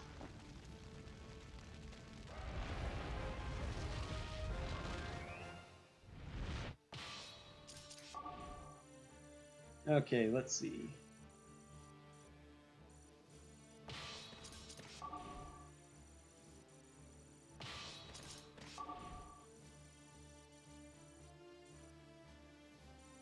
Yeah, I'm gonna have you do it.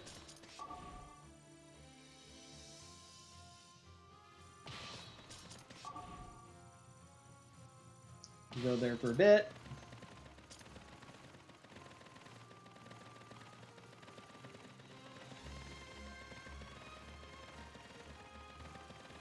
Yeah.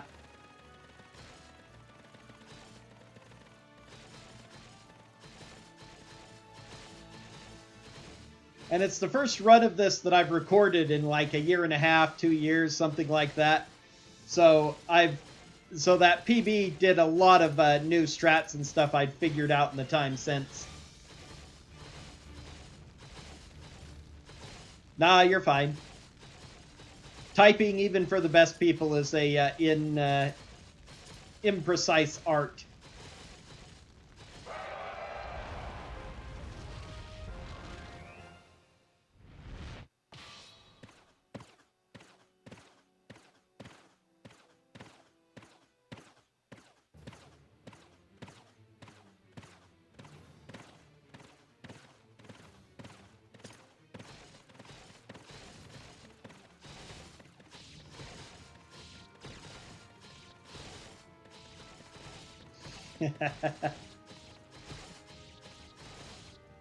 That's right. That's part of the problem. She runs down that way. That's something I need to do next time. Stop right there, so when she comes out, I'll block her. And then she has less time to walk, so that will actually save time as well. Much smarter.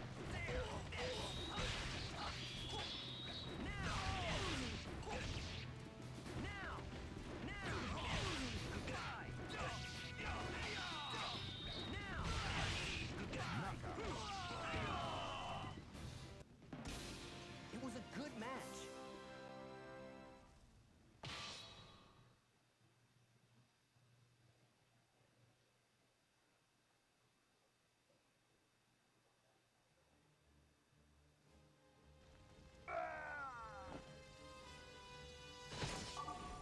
Sure, I wouldn't mind it. I think that'd be pretty entertaining. Come on, get him.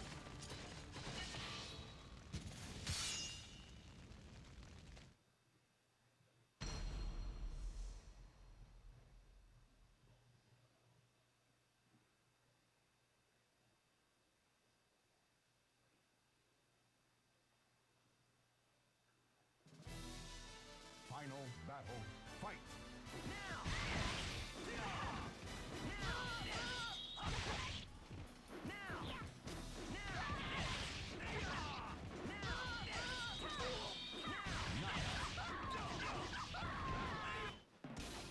This time, I am the victor.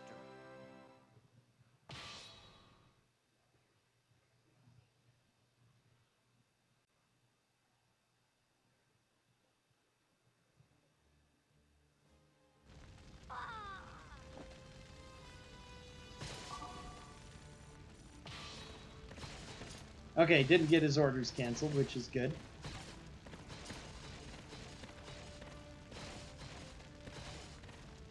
Should be able to take this with these three before she arrives.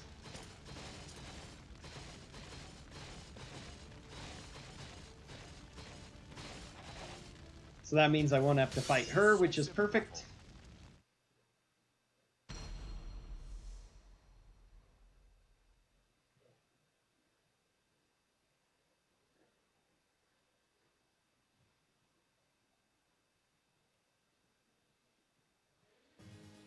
Battle 1, fight!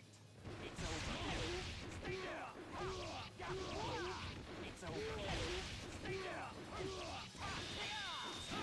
It's over. As always, Nightmare, Okay. you're a disappointment.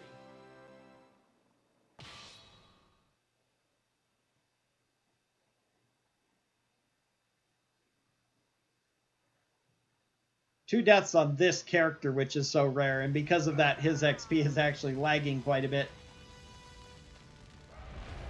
Yep.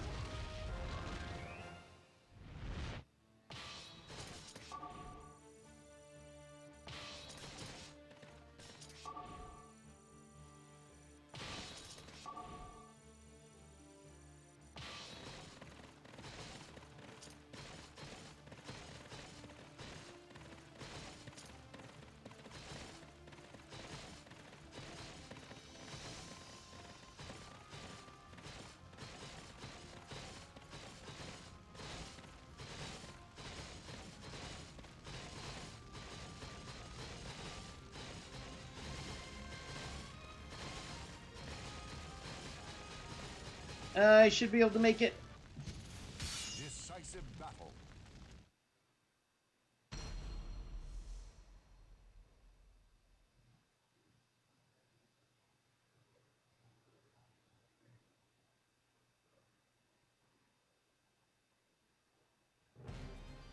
Battle 1. Fight.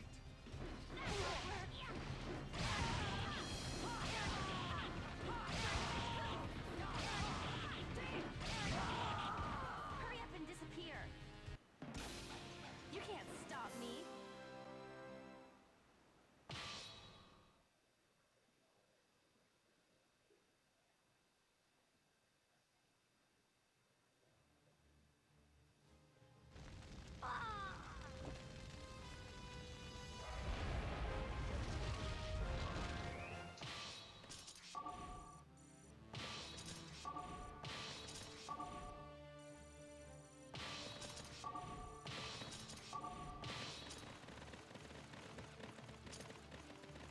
There.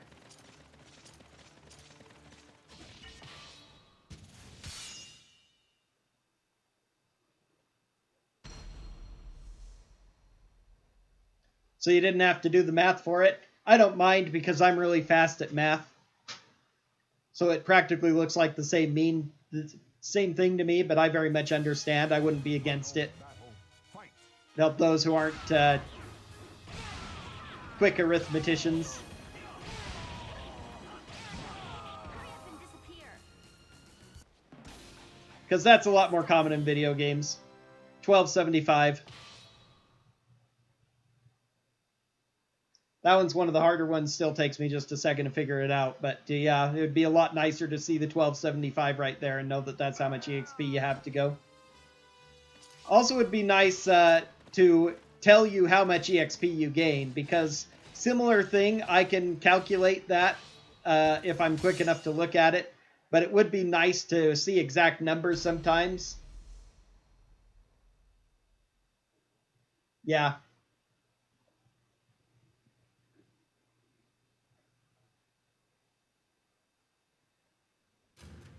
Battle 1. Fight.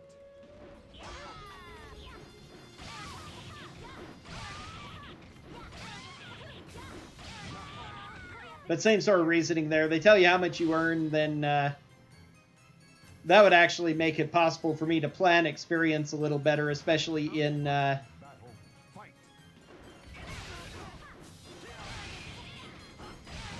because if I could just see it and write it down and think about it, and especially the high level ones, because it's not something I do look at a lot, and I would have to see it instantly to know. There are some that I figure out just because they're really easy, like you get 1,000 from killing Astaroth the first one. My guy who kills him usually has 20 XP from killing a couple of 10 EXP nobodies, and then gets 1,000 EXP for killing Astaroth, and I can see that pretty easy. Jumps him up 4 levels.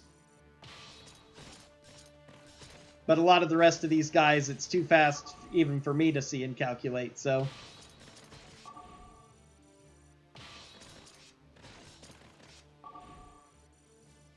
Okay. 70.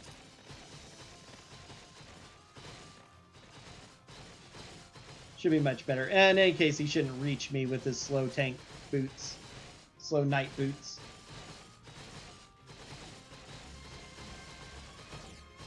If he is about to reach me, I can send one person down to intercept him. It's not a big deal.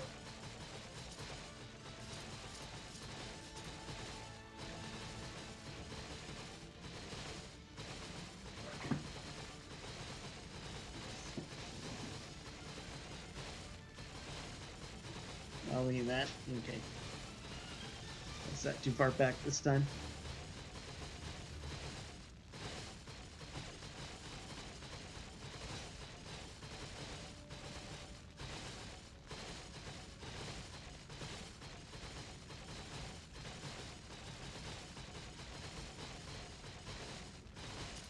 Yeah, we're just barely gonna beat it.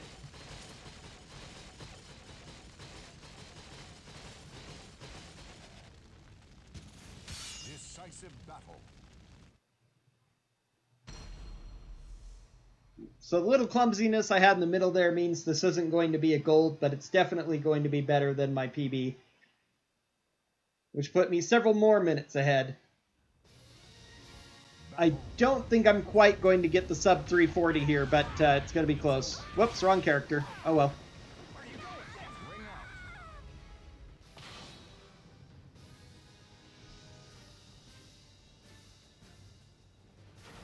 Battle 2. Fight. It's over. It's over. Stupid roll. Where are you going? It's over. Ring out. Nice.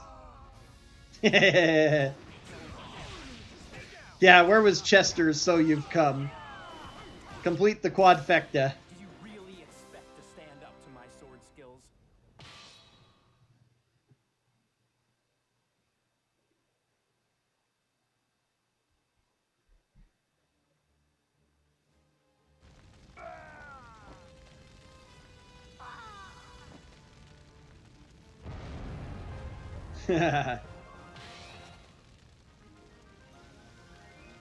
Sword skills, sword skills, super skills. Super sword skills.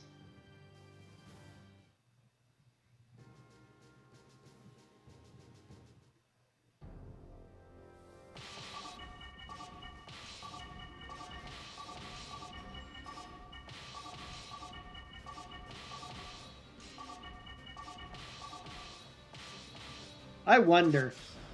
One of the other things I could possibly practice with this route as well, with SC percent, is actually maybe making my characters cavalry so that they'll run through faster. They'll take more damage than infantry would, but I might have enough levels where that's okay. I've only ever tried it before on like 100% because I know I'm strong enough on those from fighting everything. But considering how much lower level my any percents are now and they squeak by, I might be able to squeak by with cavalry with this group. Since I know that I can squeak by, as it were. I think you do the same damage, but you take more damage, is the thing.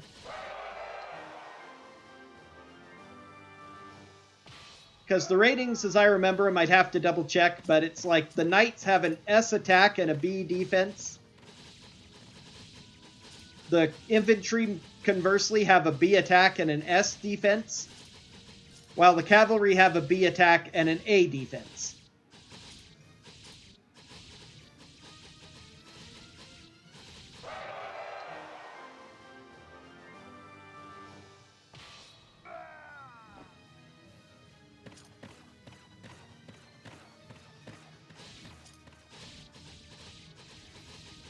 So theoretically, and I believe they were doing the same damage when I did try cavalry before, so they get there that quicker, but they run faster, so it ends up saving a little bit of time. Yep. Again, that's something I can test out if I go and start doing some save state files on emulator.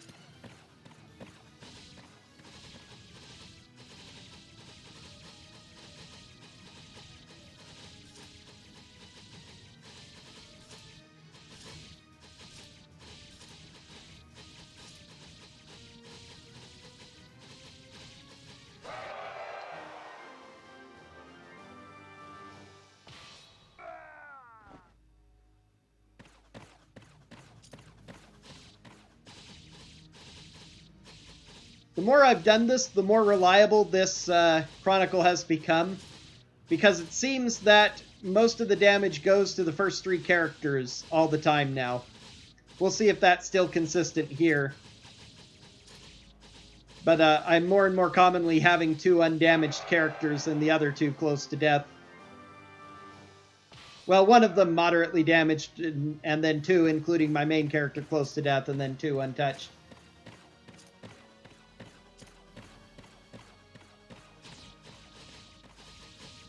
Yep, Shireen again. I haven't had to pull back my main character from possibly fighting with him again, since as well, in a long time.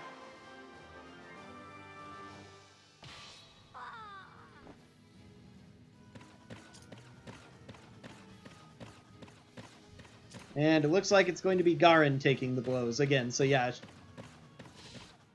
looks like Corrine is going to be the hero today because he's level 47 and untouched. As long as he doesn't mess up, in which case I'm losing time and might only make a barely a passing PB. 37, yeah. What number did I say?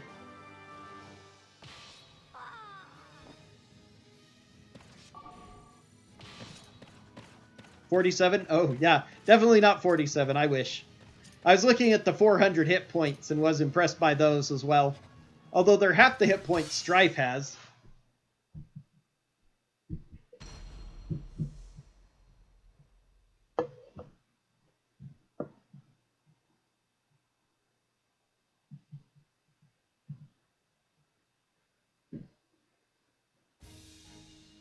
Final battle, fight.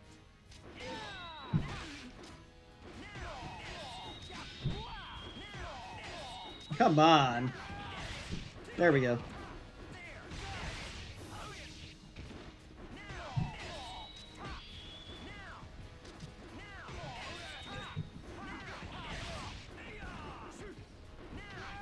Haha. Outsmarted you there. Okay, you outsmarted me with that move.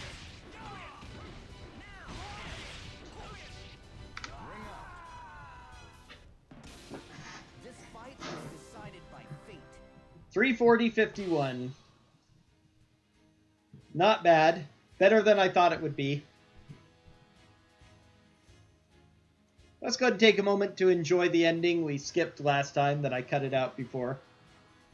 And then I'll evaluate the run before concluding, because I like to do that.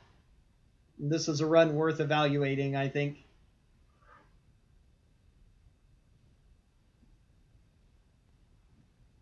I really think, I wonder if the music starts during this scene. This really feels like there should be some sort of music playing.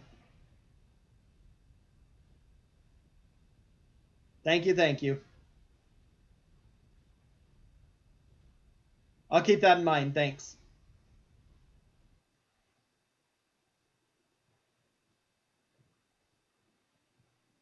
Emperor died. Both the evil blade and the holy blade disappeared into darkness.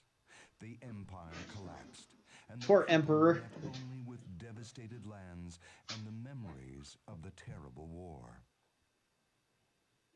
The people, however, eventually forgot the hardships. Poor Emperor, who was poorly named because he was actually the janitor. And sowed new seeds upon the destroyed fields.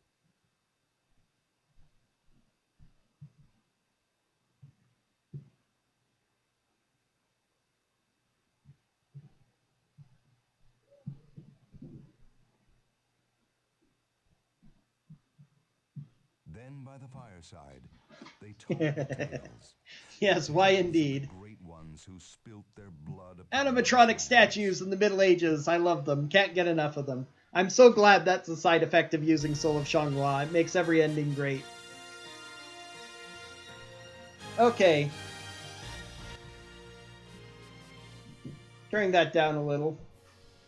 Okay, so the beginning of the game I did pretty well, better than I usually do, surprisingly, with a couple of quick golds, but then I got killed in Chronicle 5 by Elua.